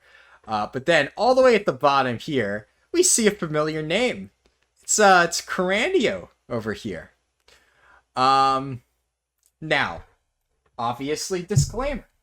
This may not be him, but considering we've heard in multiple drunken rants that he actually shares a lot of these extreme Christian views, I would not really be surprised. And considering there is literally no other person that I could find that uses the handle Carandio on everything, I really don't see it being anybody else. But anyways, he responds to this glorious post. Well, our society has 2 dominating worldviews, the Christian worldview and the secular evolution worldview. In both worldviews, you only live your life once. In school, we were educated on the dangers of STDs and that the best way to avoid them is through abstinence. That was about 3 years before I became a believer. I had decided in my heart that I would wait until having that monogamous relationship. After all it takes is sleeping with the wrong person once can result in getting something like AIDS that would shorten one's life. Or a person can get others that have their own discomfort and danger as well. He also has the same style of writing. I have no fucking clue what any of these words mean. Of course, being a believer, purity is even more important. Not that it ever wasn't. Once again, what? So given my statements above, this is something that I think is very important to look for in a spouse. It certainly is important to me. I just want to once again point out that they asked for a simple yes or no. And he wrote all of this to say, yes, it's important to me. In typical Carandia fashion. Now, we've gotten through most of the drama. And I do want to finish by saying that, yeah, I can be a little bit petty. And I'm not going to sit here and say that I am some flawless beacon of justice or whatever. I don't fucking know. Like, I am not a perfect person. I should probably not be putting all these things in my video because they're not relevant to the actual story. They're honestly just here to make him look bad. I won't deny that. But I really dislike when people fuck with my friends. You know, I really dislike having to sit here, having the ability to do nothing, as I hear day in and day out that this guy is nonstop harassing my friends and giving them shit after he spent all this time trying to lie to and manipulate them. That infuriates me on such a deep level because I want to be able to do something, but I can't. I was not a part of that drama. I was only there at the end. I did get to, throw in my 2 cents, but I am not the one being harassed here. I have pretty thick skin. If somebody gives me shit, I don't really care. But not everybody is that way. And I know that it really bothers a lot of my friends that he keeps doing all this shit. And, it makes me mad. And that's why I'm doing this video, but that's also why I don't want to call it a mistake, because a mistake would imply that I went in and did something that I didn't mean to do. But basically, on our latest Dragon Stand train, as I mentioned, Dragon Stand is only one of the events in our train. It was at the very end. We had just gotten through 5 hours of doing all these different events that we had put together. We were having a lot of fun. And then we find that at the very last event, Dragon Stand, Mr. Carano himself was in our Dragon Stand map, already trying to form up a group for it, when he already knew that we would be there at that time. So he was intentionally going in there to try and crash our map. Now, this is after, by the way, Soga had sent that mail. This was after all of this had happened. This was the most recent thing, a few days ago. And it was very clear to me that this was purely an act of spite. He had probably heard that I had talked to his other guilds. He had gotten Soga's mail telling him to fuck off. And he already knew that none of us wanted to have anything to do with him. So instead of just saying, hey, maybe I should finally just back off, none of this is working, he decided once again that he was going to come to our map and fuck with us. And this time I was leading the train. This was directly affecting me. I was trying to run this thing with the help of my homie L, put this together, and he came in here and tried to fuck with it. And that really made me angry. I went into that map seeing red. I was livid because after everything that had happened, the fact that he still had the balls to show up there and try to give them shit. And then, of course, he starts talking to them the moment they enter the map. Luckily, a lot of the former people that he had been harassing didn't end up showing up to that train. So it was only me, my homie L, and a few other people that luckily did not get the brunt of it. But that meant my homie L was getting the brunt of it. And I just lost my fucking mind. And that's why I said, if anything, I would say I probably overreacted. I definitely lost my shit, basically tore into this dude in map chat, called him every single possible bad thing I could think of in regards to what he had done. Just, a fucking scumbag, low-life piece of shit who was stalking and harassing people on the internet. Basically saying, why the fuck are you here? Just to keep harassing us more, get a fucking life. Then I linked his fucking YouTube videos. I linked his Christian dating site. All that shit. And, probably went a bit too far. I will fully admit that.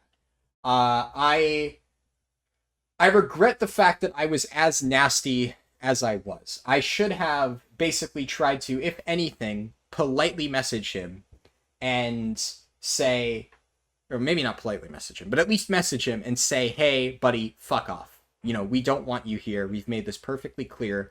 We're doing this train. You knew we were doing this train. Back the fuck off. I did it in map chat because I wanted to try to publicly hurt him. And I probably did accomplish that, but honestly, I probably made myself look worse because in the end, all people saw was me yelling and swearing at this dude with really no context. And I mean, he wasn't helping his case. He was saying really dumb shit like, Linara, which is the character I was on, you understand that this is impacting our look in the greater community of Guild Wars 2. He loves using that term, man. He fucking loves using it. And I, of course, said I don't give a shit. You're still here harassing my friends. I don't give a damn if I get blocked by everybody here. Fuck off. Stop harassing my friends. Now, I should have said that in whispers, not in map chat. But, you know, hindsight's 2020. Like I said, went in there, seeing red, livid, pissed off that he was trying to do this shit again, and I just went for the throat. First thing I could think of. So yeah, if you happen to be in that dragon stand, and you saw a person named Linara losing their fucking mind at someone named Daylight Princess, that was me. I am sorry.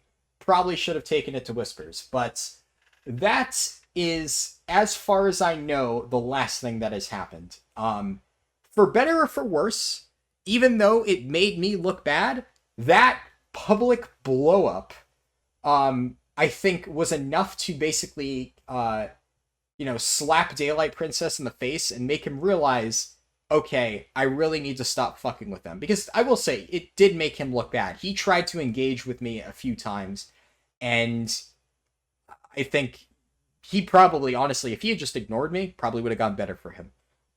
Because I was definitely making myself look like an ass. I will fully acknowledge that. But by engaging with me, he just made himself look worse. And I think he realizes that. So I think he is not interested in trying to do that again. Yeah. Luckily, nothing has been heard from him since. This was about half a week ago. And it doesn't seem like he's tried to contact anybody. It doesn't seem like he's tried to bother anybody. He's just kind of kept to himself. So if I had to publicly humiliate myself to get him to back off my friends, I will say I don't regret what I did. I think that at the end of the day, it was for the best, but I will acknowledge I could have gone about it better. But like I said, I am a petty fucking person when it comes to this shit. I don't like to hold grudges, but when somebody keeps, in this case, holding that grudge for me and continuing to harass my friends without letting it drop, I do not like to just sit there and let it happen. I really, really, really want to do something about it, and that's what I did. Did I overreact? Yes, but yeah, that's what happened. That's, unfortunately, I will say, a bit of a... the drama kind of tapered out. I know it was going a bit well there. Maybe something else will happen. Maybe I'll give an update in later videos. But as of right now, it ended with that. And unfortunately, I do not have any screenshots of that. I don't really want to screenshot that. Like I said, I mean, I'm kind of embarrassed by the level of shit that I said. I don't wish that I had done that. I just wish that I had taken it to whispers or been a bit more, or a bit less aggressive about it, so to speak. But what's done is done. If the outcome is that he stops bothering people, then I am at least happy with that. Anyways, that was way longer than I expected it to be. That ended up being over 2 hours, which is nice because that allows me to fill out a lot of commentary. I think it might actually be less than 2 hours when I really get down to it, but we'll see. I think after this, there's a few little rants within the speedrun that I do plan on keeping. There are some... How should I say it? There are some, like, random tangents, I guess, that I go off on during the actual speedrun itself. And I'll keep those in. They're like 5 minutes long or something. And then I go on one long, big rant about my thoughts on the overall Guild Wars 2 leveling and story experience, at least in the base game, and how I think it holds up to Final Fantasy and WoW. That was mostly a concrete narrative. Admittedly, I did give that entire rant while I was doing other stuff. So I think I took a detour from the speedrun for a bit to go and do like dailies or something before they expired, because the speedrun ended up lasting like 3 whole days. It was a long time. I had to split it up into sections. But I went on like this whole long tangent while I was doing my dailies about that stuff. So what I'll probably do is cut out the footage and then take that same long rant, but overlay it onto actual speedrun footage so that there's still relevant content playing in the background. But anyways, as far as future Harldan goes, from what I can tell, that is it for me. My story time for now is done. I will check back with you all at the end of this video to give you some updates on what's coming next in terms of video content. But I do hope you enjoyed that story. It was a long one to tell, and it was full of, man, lots of twists and turns. Kind of amazing, you know, like, I know the game's called Guild Wars, but fuck, didn't think the name would be so literal.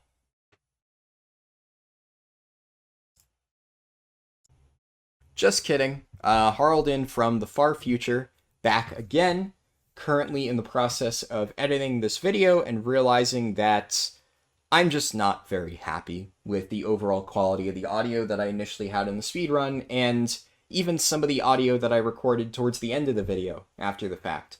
So I've been trying to re-record this section for about like 10 takes now, and I'm consistently unhappy with just the quality of how it turns out. So I'm going to try to get through this as quickly and efficiently as possible, but it's probably still going to take me 30 minutes, and I'm probably going to trip over my words and maybe ramble a little bit, but at this point you're going to have to excuse me for that because I've been working on this video for a lot of time, and it's 3 a.m. and I'm exhausted, and I just want to start getting this thing processed so I can upload it. But basically, the reason I had to initially cut out all of that audio from the speedrun that I said I was going to use was A, because I think the quality was not the best, and B, I think that at that point I was, well, even more tired than I am currently, and also just very tilted at the overall way that the speedrun played. And that led me to be much more, I guess, opinionated when talking about the way that I thought the Guild Wars 2 leveling went. And I'd like to give a more balanced take on it without all of the bias from the speedrun. So I wanted to kind of record my thoughts now after I've, had some time to think everything over and just give a general summary on what I think about the Guild Wars 2 leveling and the Guild Wars 2 personal story and kind of how I think it compares to other MMOs. So, starting off with the Guild Wars 2 leveling itself. Now, I'm not going to take a ton of time to go into this because I did actually kind of touch upon this at the start of part 1 of this speedrun, but I think that the Guild Wars 2 leveling, while good in itself, like as a system, I think it's fine because it gives you a lot of different ways to level your characters. You can use Tomes of Knowledge, you can go through all these different systems to do events and level up that way, or go through the personal story like I did. There's a lot of options. And while that's good for players in terms of having more freedom to level their characters, it just doesn't translate into a good speedrunning format. So overall, well, I think it's a great system. It's a very non-traditional system compared to other MMOs, which usually expect you to go through a lot of the story content while leveling up. And honestly, I think that's fine. I think it's fine for your game to be much more endgame focused, and especially with the way that Guild Wars 2 scaling works, every single piece of content up until, or all the way back down to like level 15 content is still relevant. So just because you are skipping the leveling process doesn't mean you are skipping the leveling zones. They are still very relevant. So I think that's fine. I think it's just a different approach to MMOs. I just need to kind of tailor the content I'm going to make to that approach instead of trying to, force a square peg into a round hole. Now, as for what I think about the personal story, that's a bit more mixed because the personal story has, in my opinion, a variety of issues. Now, the main thing about it is if you are not leveling through Guild Wars 2 with a story, what is the point of doing the personal story? I think that's a big question that needs to be asked. Because if you look at other games, there is generally speaking a purpose to doing their story. Or it's just good enough that you want to play through it anyway. That's how a lot of games are. But specifically with the MMOs that I want to talk about, Final Fantasy and World of Warcraft, both of them have important uses for their story. Now, Final Fantasy is just kind of its own beast where, yes, you do have to play through the entire story to get to the content in that game. It is probably the only MMO that actually does that. That said, in Final Fantasy, the story is by far its biggest strength. So they get away with it because it's good content, to be honest. I don't think you'll find anybody who genuinely enjoys the Final Fantasy story complaining, oh no, I'm forced to do this story content to unlock the raid content.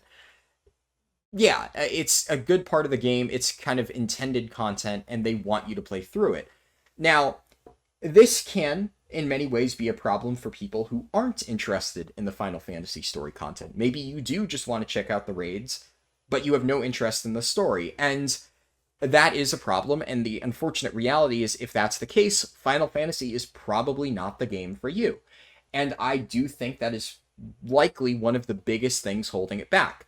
I don't necessarily know if I would say they should cut the story content out and make it not required, because I do kind of like the fact that since I am forced to do all of this in the set order, in chronological order, I end up getting the full picture of the story when I eventually reach those raids. It might feel tedious for some, but I personally enjoy that progression. I enjoy that journey.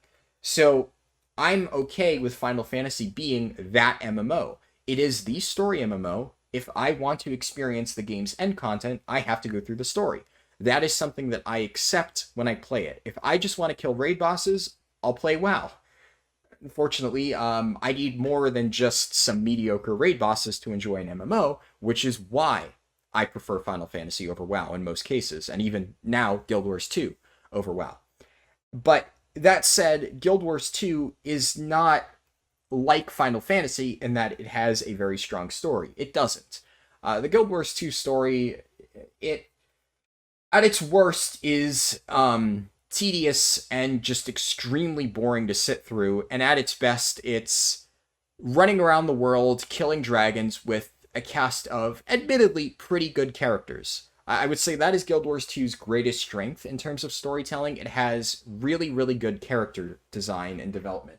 I think that if they focused more on the people in the world and the stories that you could tell about each of the different characters in Guild Wars 2 and what makes them tick and, personal conflicts that they're having, which they do sometimes, and I think that's where it shines. I think if that was the focus, then Guild Wars 2 would actually benefit a lot from that. And I'm not going to sit here and spoil all of the story of Guild Wars 2, but all I will say is that the next expansion is titled End of Dragons, and considering the entire story is about going around and killing the various powerful dragons located throughout the world, take from that what you will. All I'm telling you is that is the title of the next expansion. And personally, I think that's a good thing. I really think that Guild Wars 2 is held back by its constant, obsession with killing dragons. While it visually looks cool, and there's a lot of fantastic cinematics and moments in the story where, wow, there's this really big dragon fight, and it's super cool, it is just very, very, very shallow in terms of actual depth. It's visually stunning, but it's not something that you really want to sink your teeth into, whereas I think in many ways Final Fantasy has managed to do both. They have a very deep and interesting lore, they have a well-developed world, really good and interesting conflicts, great characters, and also really, really, really cool and epic moments and climaxes throughout the story. So you can have both. I think Guild Wars 2 just kind of fails in many ways to mix that. So you're not playing the Guild Wars 2 story because you enjoy the storytelling, that's for sure. And, since I did mention WoW, I do want to kind of touch upon that. I think the way that WoW handles storytelling is more, it likes to use that as kind of a framework for the content.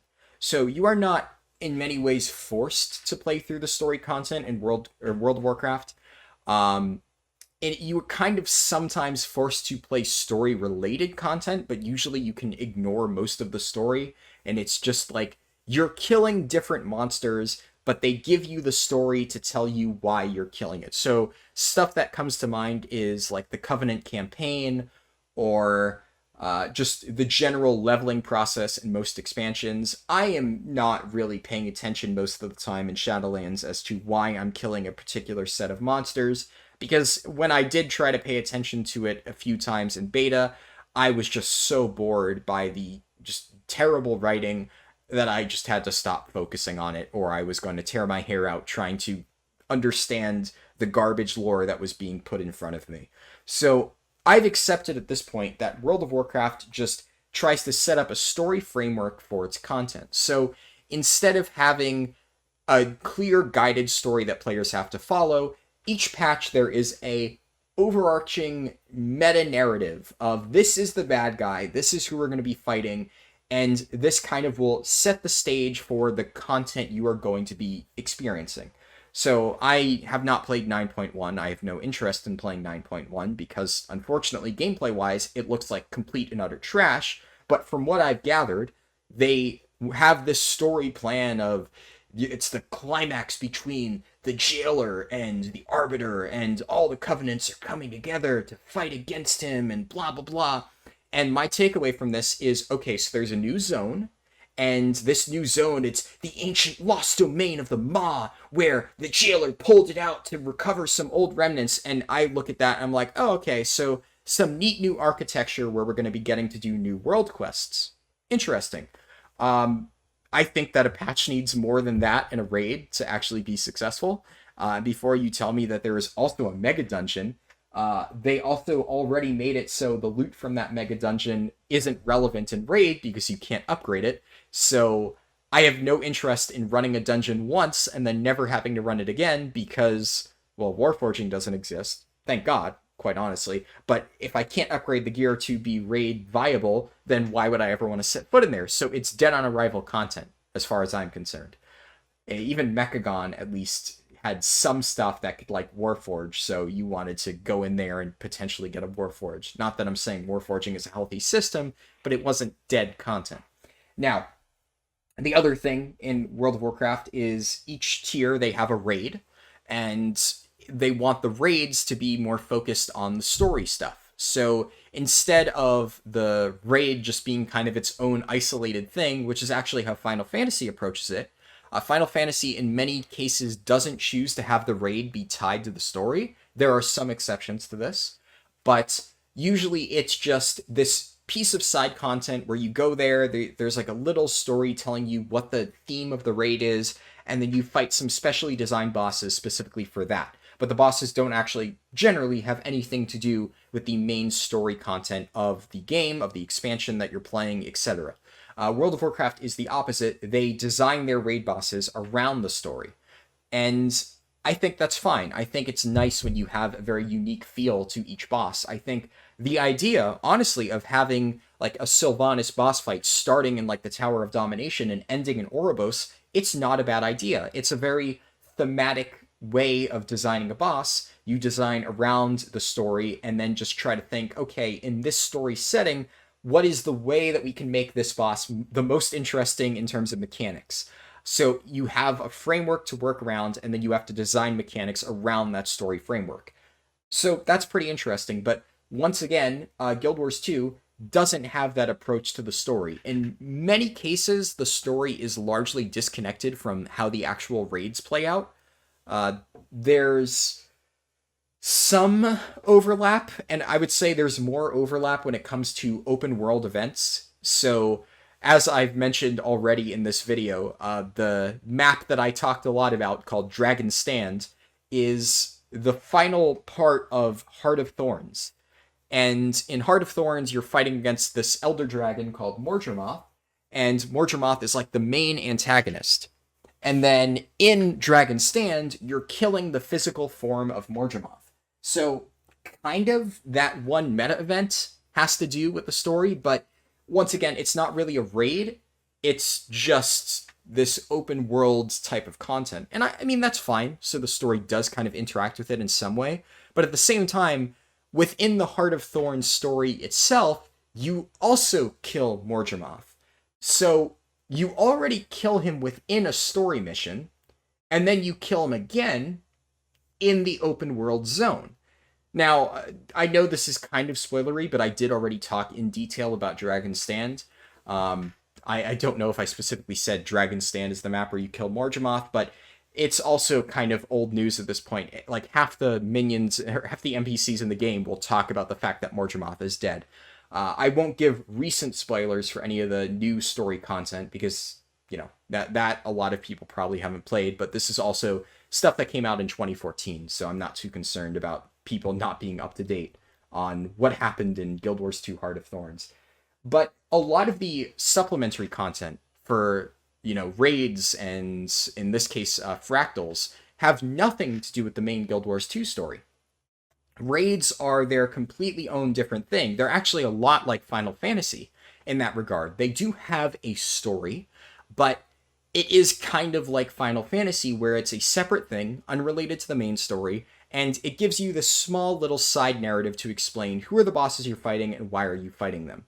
So, you know, in Final Fantasy, you'll be fighting enemies in, like, this rift that's trying to challenge you with, like, different combatants and whatnot. And in Guild Wars 2, for example, in the first raid, you go into this, like, special mystery veil to find troops that got stuck in a crash landing or whatnot, and then it's like, oh, we have to rescue these troops, but there's all these monsters in the way, and let's fight through these monsters, and oh, it's actually the secret stronghold of an organization called the White Mantle.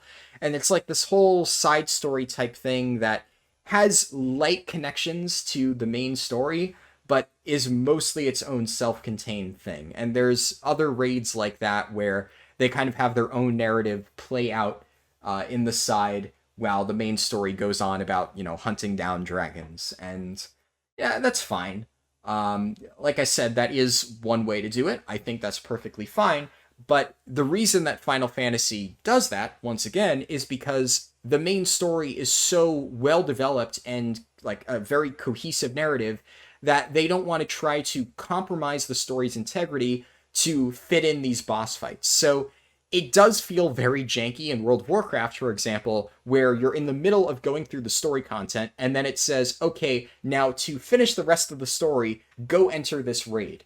And I know that some people who've played Final Fantasy are going to say, oh, but they do that in Final Fantasy all the time. And they do it with dungeons, specifically. In Final Fantasy, there are dungeons that are designed around the story. So they kind of do it a little bit. But in that case, the dungeons are heavily tuned into the story, and other than the original Realm Reborn stuff, they are intended to be like literal sections of the story that you play out in the form of a dungeon. So I don't know. I think it's fine, personally. I actually quite like it. All of this to say that I think Guild Wars 2, it doesn't have these strengths in its personal story. It doesn't have a strong story that stands on its own like Final Fantasy, and it doesn't have a story that connects to the actual content that's going on in the game, at least very directly, like World of Warcraft. So in many ways, it's kind of hard to care about the story content when it doesn't directly tie into a lot of the stuff that you're doing. With a few exceptions, so put an asterisk next to that. But overall, I think the main reason that you would want to run the story in Guild Wars 2 is really for the rewards. So there are some decently nice rewards from doing certain personal story missions in Guild Wars 2. The most notable ones are these things called Black Lion chest keys. And you get those by finishing the level 10, level 20, and level 40 story missions, I believe. I think you might also get one at level 60, but don't quote me on that. I'm not 100% sure. And then there's a lot of other goodies that you get. You get some like die kits and whatnot, which may not be the fanciest thing in the world. And then you get, I believe, some obsidian shards, and I want to say you get like some pretty expensive weapon skins the first time you complete Victory or Death on that character. But I can't remember exactly. Point being, there are some good rewards for doing the personal story in Guild Wars 2. And even the Living World content, in many ways, can give good rewards. So, Living World is what Guild Wars 2 uses to describe its, like, I won't call it DLC content. It's kind of DLC content, but it's more like the expanded main story quest that happens after the personal story. You have the expansion stories, the original personal story, and then in between all of those is living world chapters or seasons or whatever the terminology they use for it is. And a lot of those have pretty good rewards. So, for instance, I was working on a luminescent armor collection recently, and in order to do that, you need to get a bunch of these things called carapace armor pieces, and you either farm them out in a zone called the Silver Wastes, or you complete these missions in Living World Season 2 to get a carapace armor box. And that way you can get a guaranteed piece of carapace armor, but you actually have to go ahead and do the Living World Season 2 missions to get that reward. And because it's, well, less RNG based than actually grinding it out in Silver Wastes, I went and did that. So I had to repeat the Living World Season 2 missions over and over and over on multiple characters to be able to get that armor. And to me, that was a pretty valuable piece of content or piece of gear that I was able to get because it helped me complete my collection. But I can tell you for a fact that I did not do that mission over and over because I enjoyed it. Because it was honestly one of the most tedious things I've ever had to do in a video game, like ever. And believe me, you're going to get a lot of salty commentary whenever I do my Guild Wars 2 Living World Season 2 speedrun, because goddamn, that shit is awful. It is in many ways worse than the personal story because they try even harder to make these really difficult, involved bosses, and it just ends up being tedious as hell. But I'm getting ahead of myself.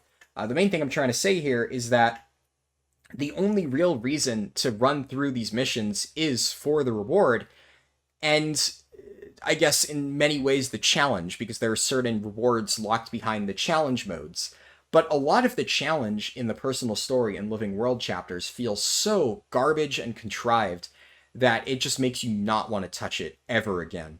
So, once again, like I said, for the Luminous Armor Collection, I had to do the challenge mode versions of the Living World Season 2 story missions, and a lot of these are just so garbage and lazy.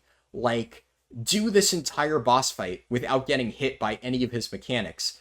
But then his mechanics have 0 indicators, can potentially spawn directly on top of you, and if you get hit by a single tick of damage, the achievement fails. But then the way that it's been coded is so poor that if you actually fail the achievement on the final boss of the mission, there is no retry button or anything like that. You have to completely exit the mission, play through all 10 minutes of the stuff leading up to that final boss, just to get another attempt at that achievement. It's honestly one of the most excruciatingly terrible things I've ever had to play through in an MMO.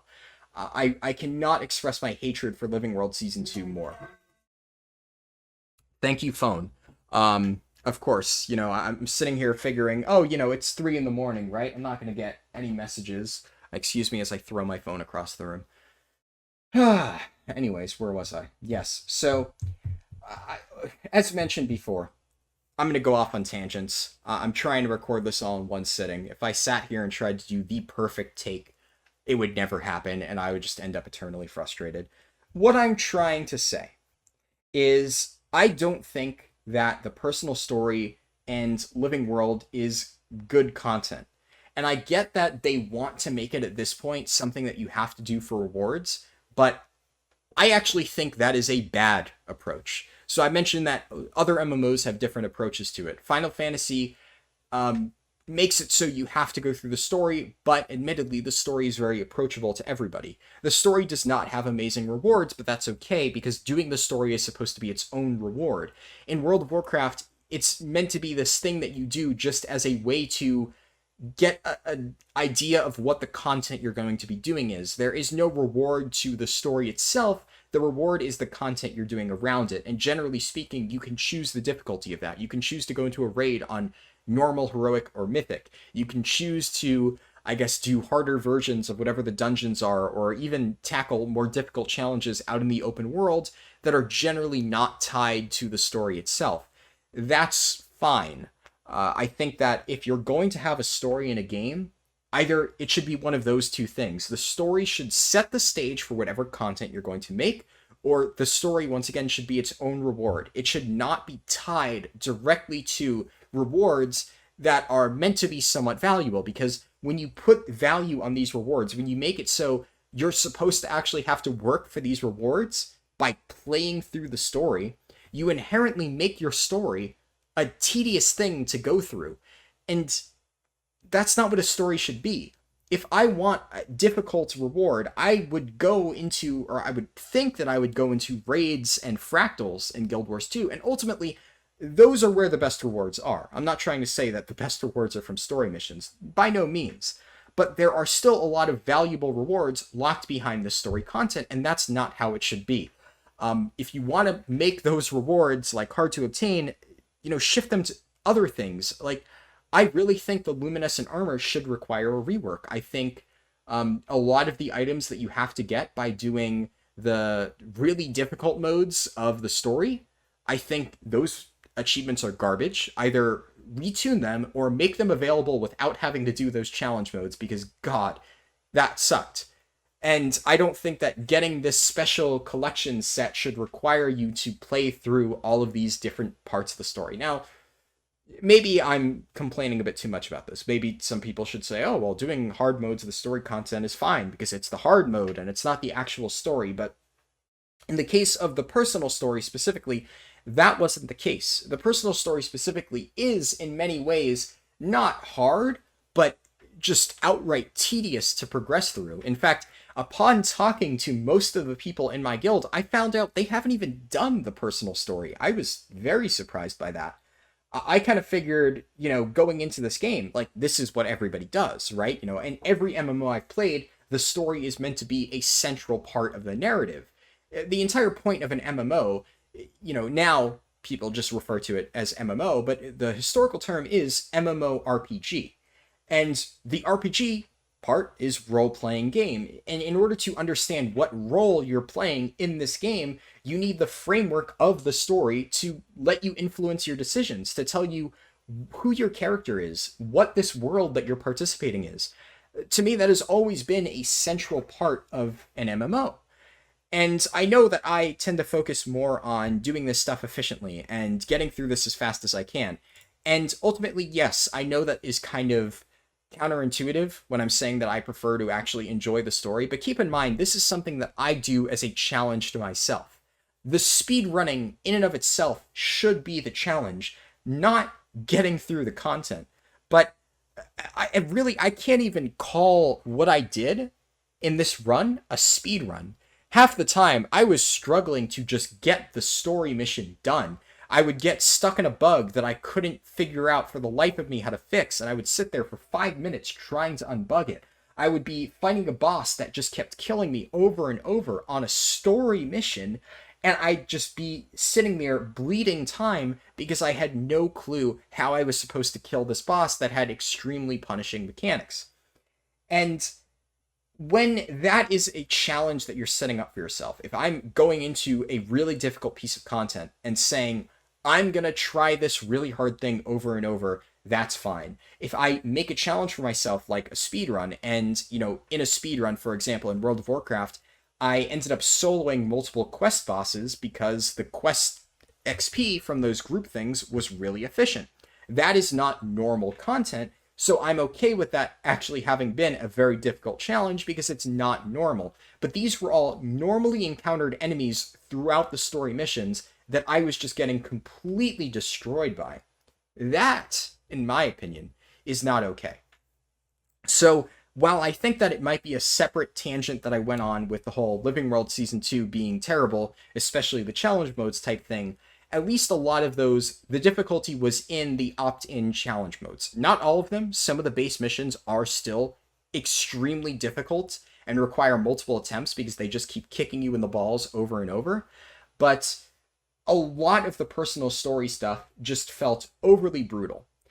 It's not that I couldn't do it. I know some people might be sitting here if they've done personal stories saying, oh, yeah, personal story, I did that years ago and it's fine. Like, yes, it's doable. I got it done, even though it took me 21 hours here, and took me a bit less time on my Geared Mesmer, and presumably even less time on my super min-maxed ranger that I'm going to be doing the next speedrun on.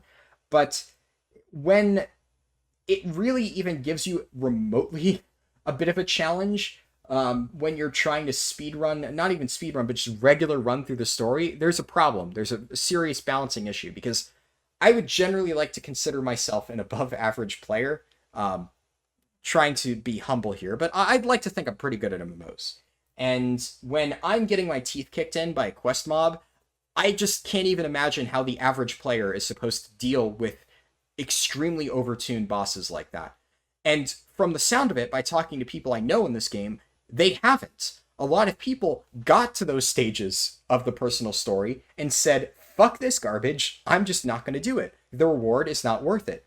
So now you have giant chunks of your game, the most important parts of your game, in my opinion, the story content, the part that tells you what the world is, what the conflict you're fighting is, being not played by a large majority of the player base because it's just so tedious and frustrating to go through that they just could give less of a shit about touching it.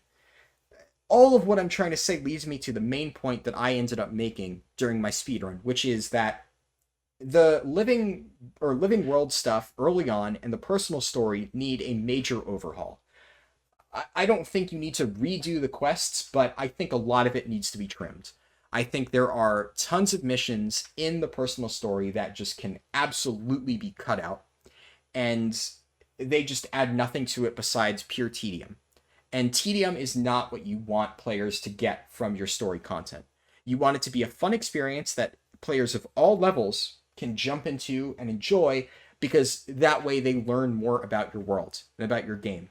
If I am just running around an empty landscape, or even a populated landscape with monsters to kill, but I don't know why I'm killing these monsters, I'm less likely to care than if I'm playing Final Fantasy and fighting a set of like enemies that I know all of the backstory about. I know why they're the bad guys. I know why I should care about fighting them. I have a reason to be doing what I'm doing, and it makes me care about both the game and the story more. So I just think it's a really bad idea to make your story content so inaccessible.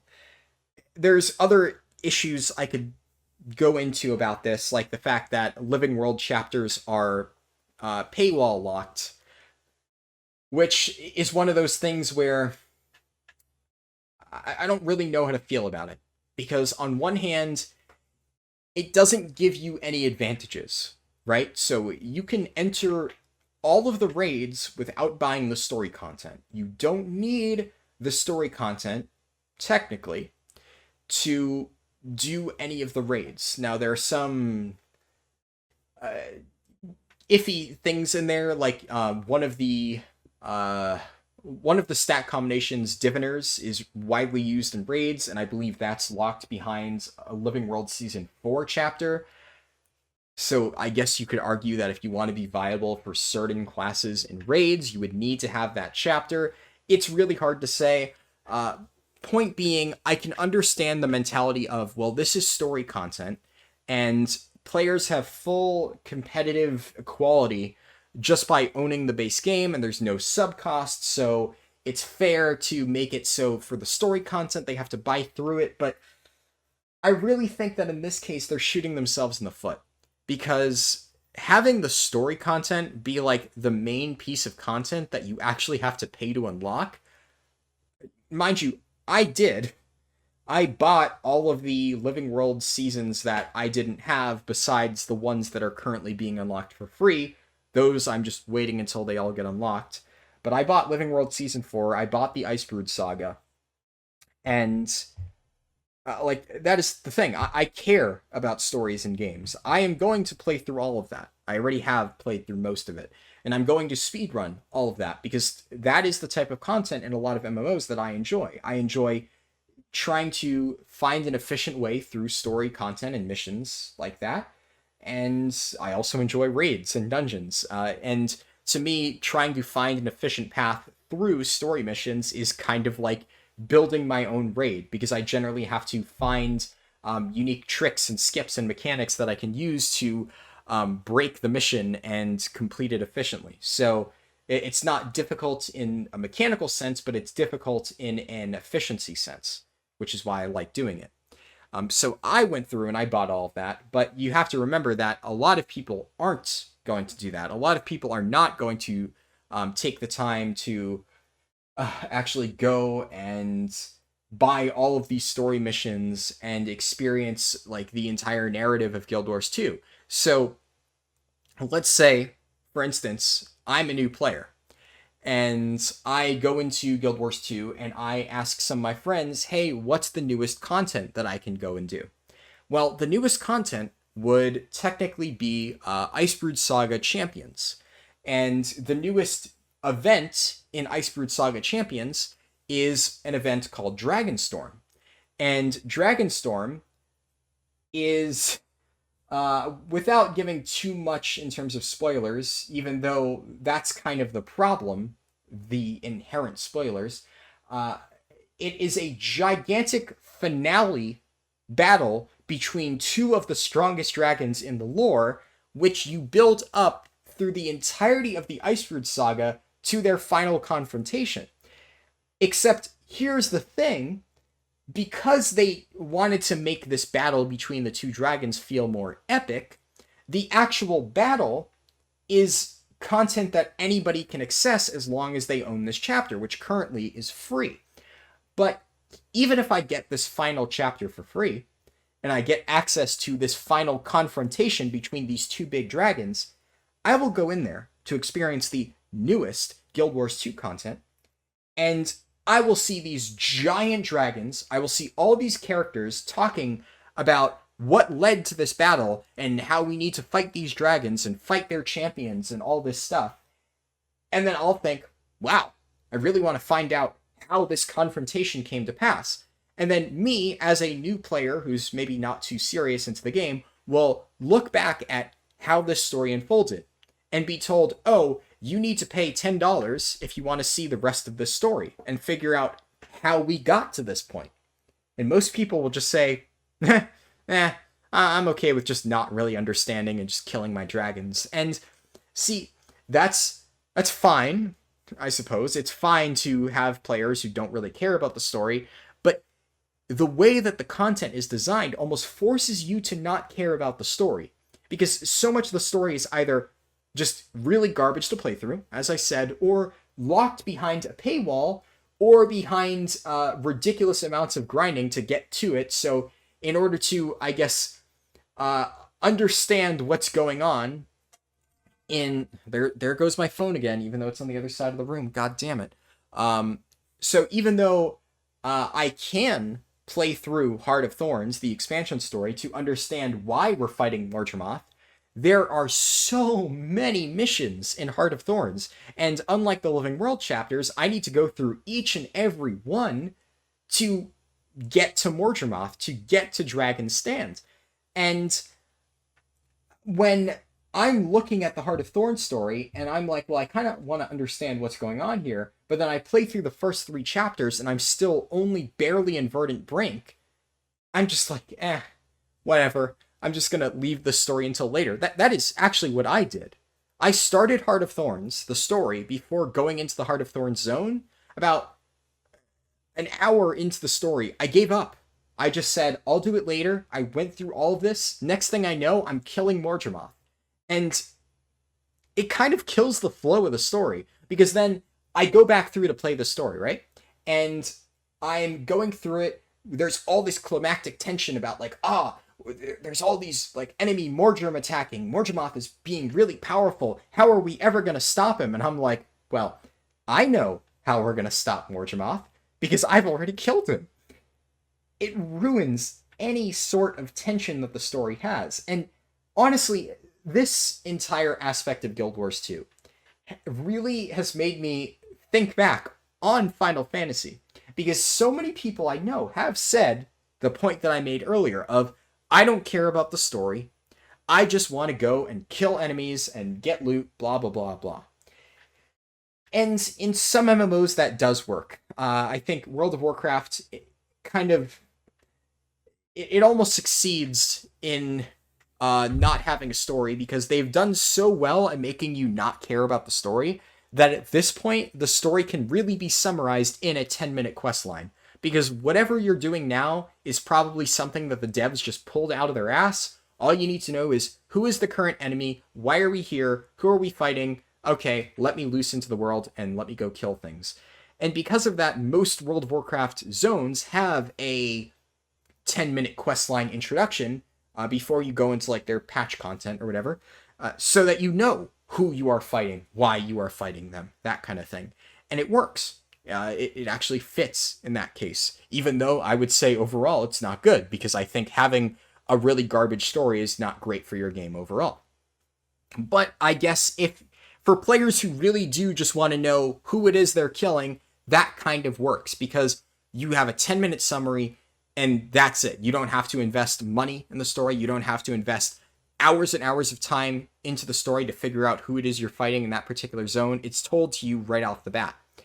And the main thing is, with Final Fantasy, there is a long process in terms of figuring out who it is you're fighting, why are you fighting them. The story is very long, and you have to play through it chronologically, as I've already said.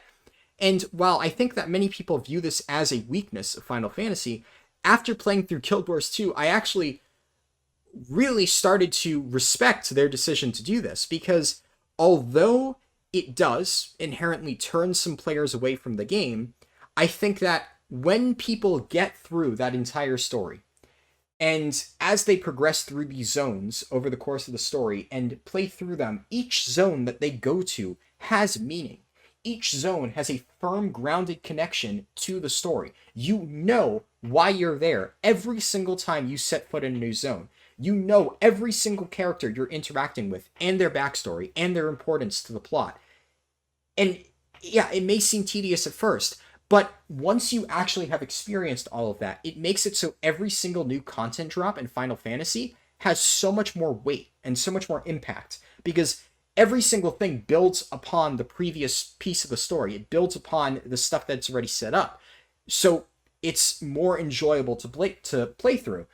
And when I was forced to play through that Final Fantasy story initially, I do remember that I kind of had a similar mentality. I think when I first started, I got into Final Fantasy thanks to my friends, Mako Effect, who is the same friend that dragged me into Guild Wars 2.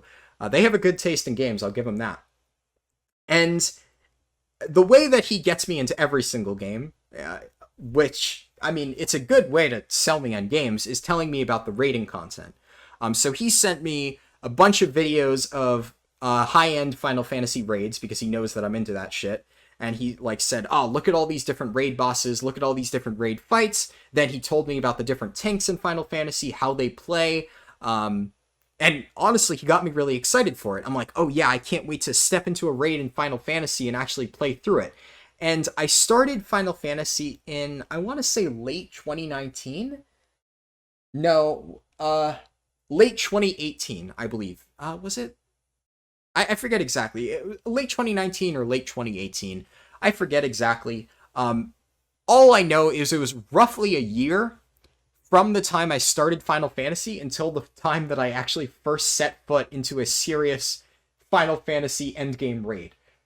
And at first, when I started playing the game and I realized how far I was away from all of the raid content that he had told me about, I was kind of annoyed. Right? I was thinking, wow, my friend just told me about all this really cool raid content in Final Fantasy. I really want to experience it, but I gotta go through all this stupid story content first. Ugh, who cares about story content? But because the story was good, and because I was forced to play through it all, I gained a really good, deep appreciation of the Final Fantasy story. And I don't regret at this point having to play through all of it. And now that I have played through all of it, it actually makes that raid content and that dungeon content more enjoyable to play through. Now, like I said, the raid content doesn't directly tie into the story, but there are some recurring characters. So one of the main story characters, for example, might be involved in whatever the side story is that the raid takes place in. So having played through the main story still gives you some important information. You can understand why that main character might be helping out in this side story. And it overall just makes the experience much more enjoyable when these characters that you've grown to love throughout the course of the story are now fighting alongside you in these raids and stuff. In the actual boss fights, they usually don't. It's usually just you and your party. But in kind of like the lead up to the raid and, the cutscenes and stuff, they're present in all of this. And it's cool. It really adds to the enjoyment of the raid. So I am glad Final Fantasy did that. I think, yeah, it might scare away a lot of players, but I think that the people who actually stick it out and play through the whole story in Final Fantasy will find an MMO experience like no other. It really is great. And I keep having a habit of doing this where I start a topic about something else entirely and then I end up ranting about Final Fantasy. I really do need to just start making content for that game at this point. And I will at some point soon. TM. But all of this to say that it really hurts Guild Wars 2 because of that. Because since I'm not forced to play through all the story content, I ended up doing it all out of order. I know how the story ends, at least up until now. And I knew that about like a few weeks into playing the game for the first time. So when I'm going through the entire story, there is no tension. There is no build-up. It's hard to really see the character's growth when I already know both their start and their end points. Anything in the middle inherently feels contrived to me because I'm looking at it in more of a way of, oh, so they're trying to get the character to this final point, so this is what the character has to do to get to that final point. Whereas I can't really say that my commentary isn't biased because maybe, just maybe, if I didn't actually know where the character would end up, I might begin to view it more as a natural evolution of the character, as I do in a lot of Final Fantasy stories. It's just a really tricky thing to evaluate. I think when you throw out the story that much... God damn it, there's another centipede again! And it's already gone. Oh, motherfucker. Okay. Rant time takes a minor pause for centipede killing time. God damn it. How are there so many of these things? Ugh! I swear, they always pick the worst times to go crawling around my walls. It just... God, I hate these things so much. Where are you, Mr. Centipede? Let me kill you. So I don't have a gigantic, horrifying, crawly thingy somewhere in my room and I don't know where it is, because that is just a horrifying... God damn it. Can I just have one recording take where some shit doesn't happen? I have to throw away all of the audio again. I kind of resolved going into this take that this is going to be the final take of the ending of this fucking video. There it is! God damn it! Come back here, you bitch!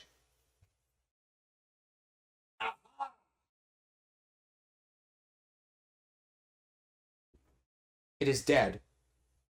Or at least I think that was it. I don't know. Maybe there was another centipede. I swear to God if there is. Well, at least I'm going to tell myself that was the only centipede.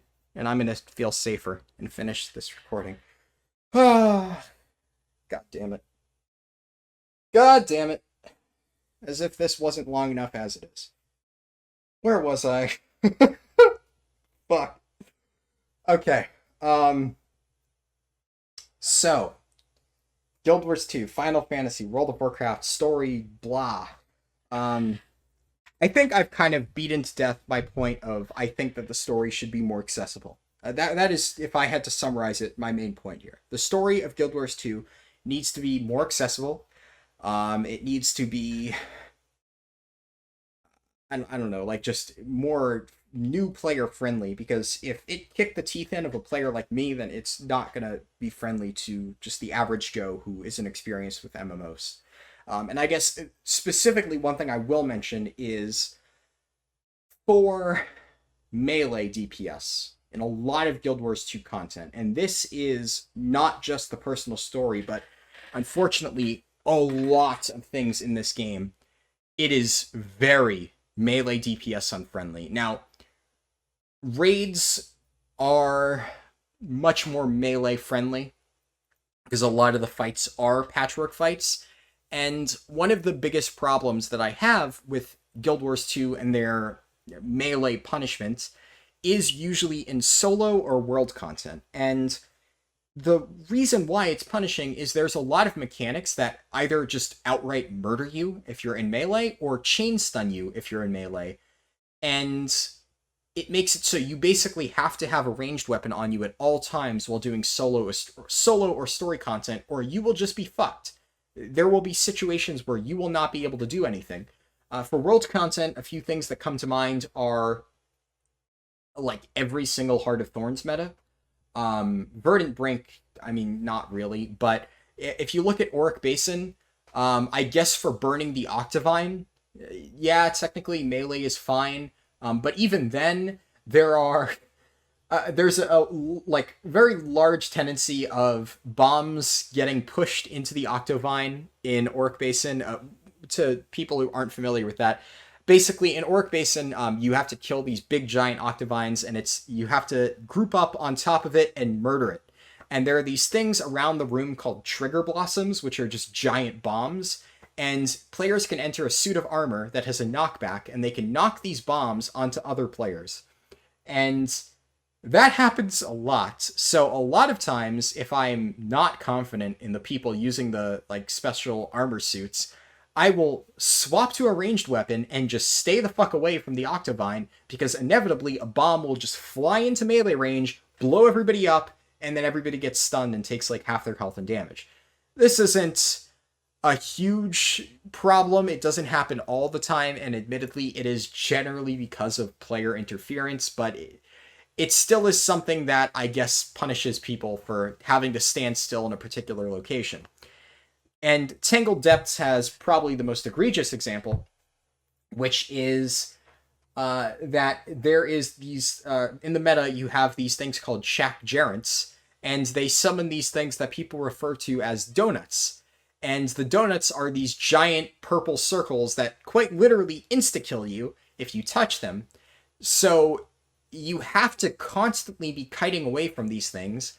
And a lot of times, if you happen to be standing underneath the boss, either one will spawn directly underneath him, and then you can't get out of it in time, and you're dead, or the boss will knock you over because he has a lot of knockbacks in melee.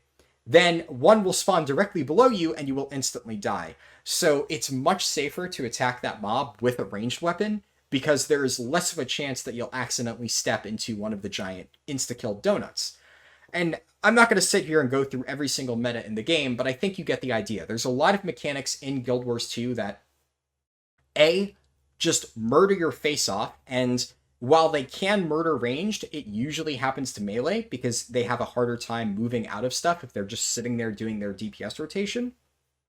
Or B, have some sort of stun or knockback where usually it's centered around the boss, and it's much harder to dodge if you are not in range. Now, the reason why this is not as big of a problem in group content, specifically raids and dungeons, so most people who are doing stuff as a group probably won't notice this, is there's a buff that you can get in Guild Wars 2 called Stability. And Stability makes you immune to all of these things. It makes you immune to stuns or knockbacks like that. And there are a lot of classes that are able to grant themselves or other players stability. Now, if you're playing as one of these classes, you might not really notice that this is a problem.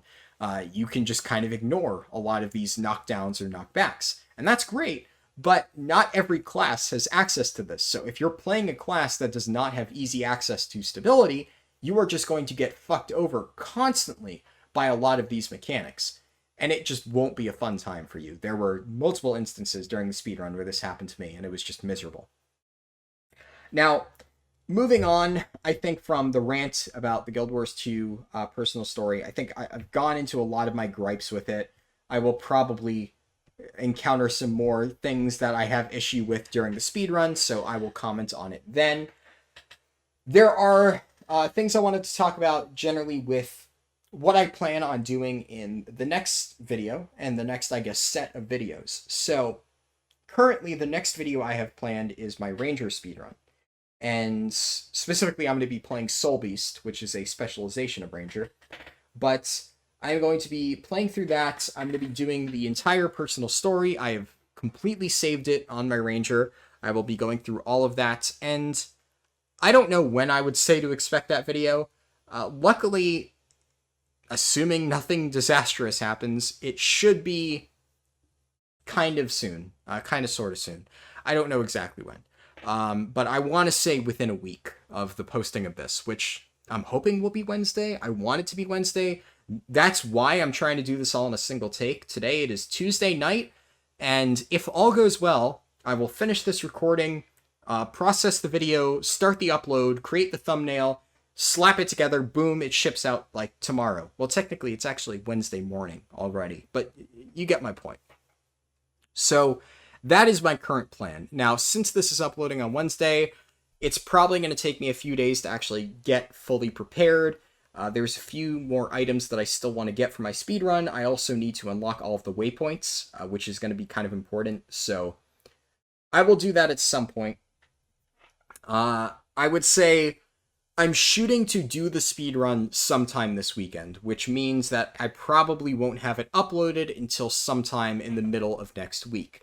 But after that, there should be more frequent uploads. And the nice thing about not having disastrous runs like this is it does allow me to do more frequent uploads. I am able to just take the footage of the speedrun, throw it up onto YouTube, and it's good to go. I don't have to sift through all of this footage and then do 4 a.m. audio re-recordings and throw them onto the footage and then have it reprocess. None of that crap. So that should hopefully make this a lot easier. There's been, I know, a bit of a content drought, and I do apologize for that. But that is just inevitably what happens when I shift games, and then I have to try to get myself readjusted in this new game, and then I have to do a new speedrun, which goes terribly, and then salvage the remains of that speedrun. It's a whole can of worms. But, yeah. I should be getting that done soon. Hopefully. Now, after that, I will also be doing the Living World Season 2 speedrun relatively shortly after. The nice thing about the Living World Season 2 missions, I guess, are that I have already played through it, as I said, over and over and over again. So I have no issue running those. I've already found multiple different cheese strats for those, because when I had to run the same mission 10 times back to back, I wanted to find ways to speed it up. So I actually think that'll be kind of nice to put out, because right now, technically we've moved on to Living World Season 2, but there are still very recent new achievements for doing Living World Season 2.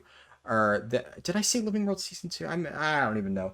Anyways, we're currently now in Living World Season 3 in terms of the achievements, but very recently they have achievements for Living World Season 2.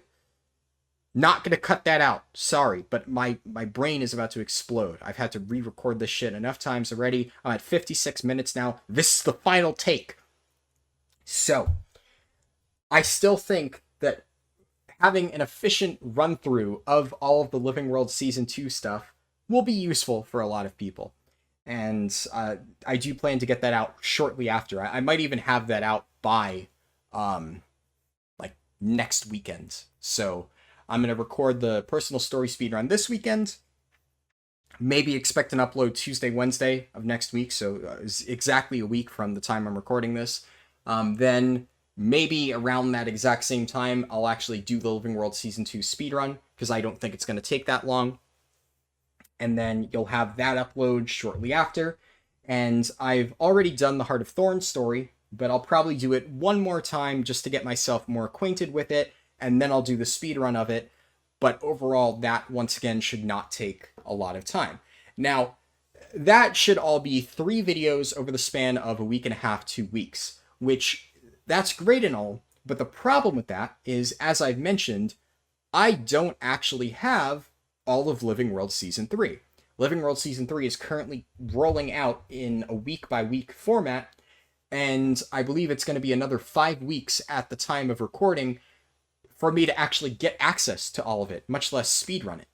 So that presents a problem, because if I have to wait 5 weeks to make a new video, well, that's just not super great. So I'm not entirely sure how I want to approach that. I think I'll probably bring this point up in my next few speedruns, because I do want to get people's opinion on it. I can try to do it out of order. So what I could do, one option is just skip Living World Season 3 for now, do a Path of Fire speedrun. I'm very familiar with the Path of Fire story. Then I can do a Living World Season 4 speedrun. Admittedly, I have only done it once, so I probably need to rerun it a few times. And then I can do an Icebrood Saga speedrun, which Icebrood Saga is a bit of an interesting one. I've done it a few times. There's a few ideas I have to speed that up. So I could do all of that, and then maybe whenever in the middle of all that I get access to all of Living World Season 3, I can do that. That is a possibility. Or I can wait to do all of those speedruns until after I'm able to do the Living World Season 3 speedrun, but I wouldn't want to have just empty downtime on my channel when I'm waiting for Living World Season 3. So that is the first option. I just skip and come back after I've done all the other speedruns. The other option is after finishing Heart of Thorns, I stop and I make other videos. Right now, I'm planning on making Total War Warhammer 2 videos. I've been playing that a ton in my free time. I've been playing it for years, but now I recently reinstalled it, and I've just been playing the crap out of that. So I probably will do videos for that at some point, but I might bump that up and just actually fill in the gap between Living World Season 3 with some Total War Warhammer 2 videos. I guess if you want previews on what that'll be, I usually try to play the game on Legendary difficulty and find like min-max strategies for each faction, specifically the ones that I enjoy playing. So I don't know if I would upload full campaigns. Maybe I would do streams of full campaigns, but if I did videos on it, it would probably more be like guides or recommended like army builds or something like that. Because certain factions I've done multiple legendary difficulty campaigns on, like Skaven, I have played over and over and over and over on every lord on legendary difficulty. I love Skaven. But that is the kind of content, I guess, that I plan on doing for Total War Warhammer 2. So if that's something that you'd be interested in, I can just fill in the void in between Living World Season 3 and Heart of Thorns with that stuff, and then just jump right back into the speedruns whenever Living World Season 3 is fully unlocked for me. Or maybe I could do some other unrelated Guild Wars 2 content. You know, I've done a lot of meta events, I've done now raids and stuff like that. One thing I've been thinking of is trying to find different tank builds in Guild Wars 2, because tanks are a very interesting thing in Guild Wars 2. To some people, they don't exist. To other people, they are a raid-only thing, which I think is probably the more accurate assessment of tanks. They're only used in raids and maybe fractals. And you know me, I am very much a tank player in MMOs.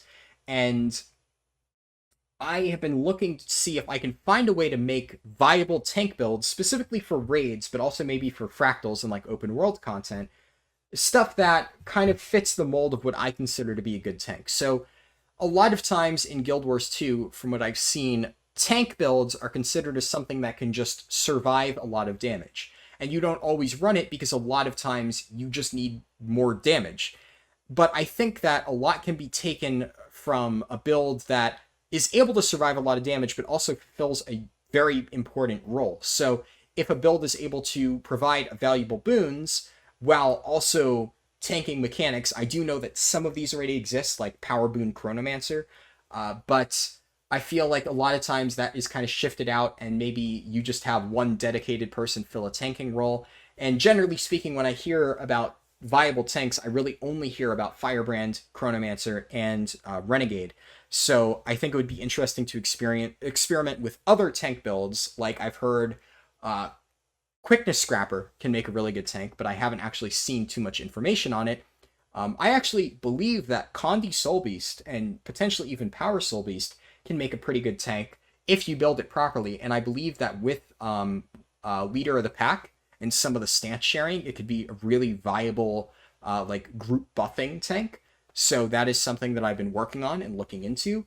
And then even you have like other weird things like I know one of my friends was telling me that a druid could be a viable tank, specifically a healing druid that also functions as a tank. I know that is actually used, and I believe some very, very high meta clears where you basically just have your healer tank, but I think maybe it would just be interesting to experiment with that. So I would maybe make content like that, like looking into some of the Guild Wars 2 tank builds, heavy air quotes on this, and how each one actually plays, how it compares to like a traditional MMO tank, what are its strengths and weaknesses, etc., etc. Because when looking up information on tanking in Guild Wars 2, I could not find a whole lot outside of some very, very, very complicated, low-level, nitty-gritty, detailed guides on raid tanking, which usually said, this is more about how to min-max your damage. For tanking, all you need is to put on high toughness gear, but that doesn't exactly tell you how to tank. Anyways, I'm rambling a lot.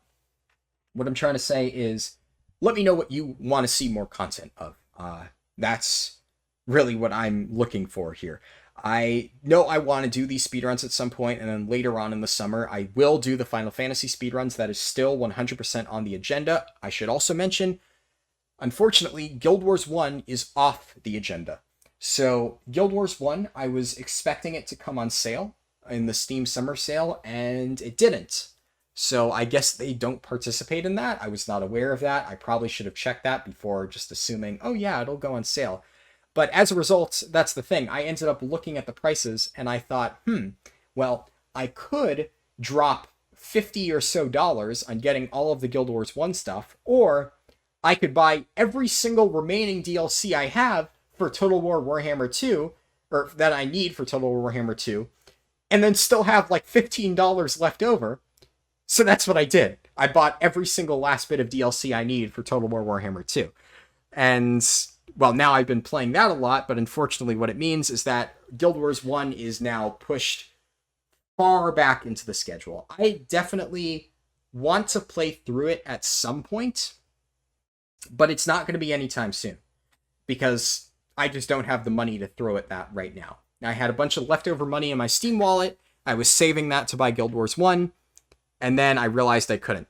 So I just bought the on-sale Total War Warhammer 2 stuff instead. Sorry, but that is going to be delayed. But yes, Final Fantasy speedruns, they will be a thing. I will do them later. But in the meantime, the focus is Guild Wars 2 speedruns, and then it's really more of a question of what other content do you want to see? Do you want me to just skip ahead and do all the other speedruns now, get this all over with, and then potentially do Total War stuff? Or do you want me to see Total War, or do you want me to do Total War content in between? All that jazz. I already explained it. And I know that there were probably other talking points that I wanted to make here. But right now, what I'm trying to do is recap hours and hours and hours of rants that occurred during the course of a speedrun that happened a month ago, and whatever earlier versions of this audio recording hit the cutting room floor. There's only so much I can remember. I think I got most of it, honestly. And I think if this, I don't want to call it lazily put together, but definitely a bit half-assed put together audio ending for this speedrun is any indicator, this whole video has been just a disaster. Nothing has gone right. Even the centipedes are conspiring to fuck me over. There's been one in both videos now. God, it's like they know when I'm recording. Don't understand. But I think I'm just going to cut myself off here. I can already feel my throat starting to get sore, and I'm hungry, and I'm tired, and I'm just starting to get really grumpy. So before I sit here and rant for another hour, because I can see on my recording time it's already been over an hour, I'm just going to, cut it off here. I do appreciate, if you are hearing this, that you watched all the way through to the end. The main focus of this was definitely the drama before, and then I was going to try to salvage some of the commentary in the run, but you know how that went. So this was more of just kind of an homage to, hours and hours of Harldan ranting. I don't want my past self's effort to be in waste, so I needed to get this part of the video out there. I didn't feel it would be proper to just cut the video off at the end of the drama, not get the end of the speed run at least in there, even if it's at 2x speed. I want to salvage at least some of it. The essence of the run is still intact, even if the actual run itself was just a piece of fucking garbage. But, like I said, thank you for watching, and hopefully I can get the actual, well put together, not a disaster personal story speedrun out to you guys soon, because I'm really excited for that. And peace.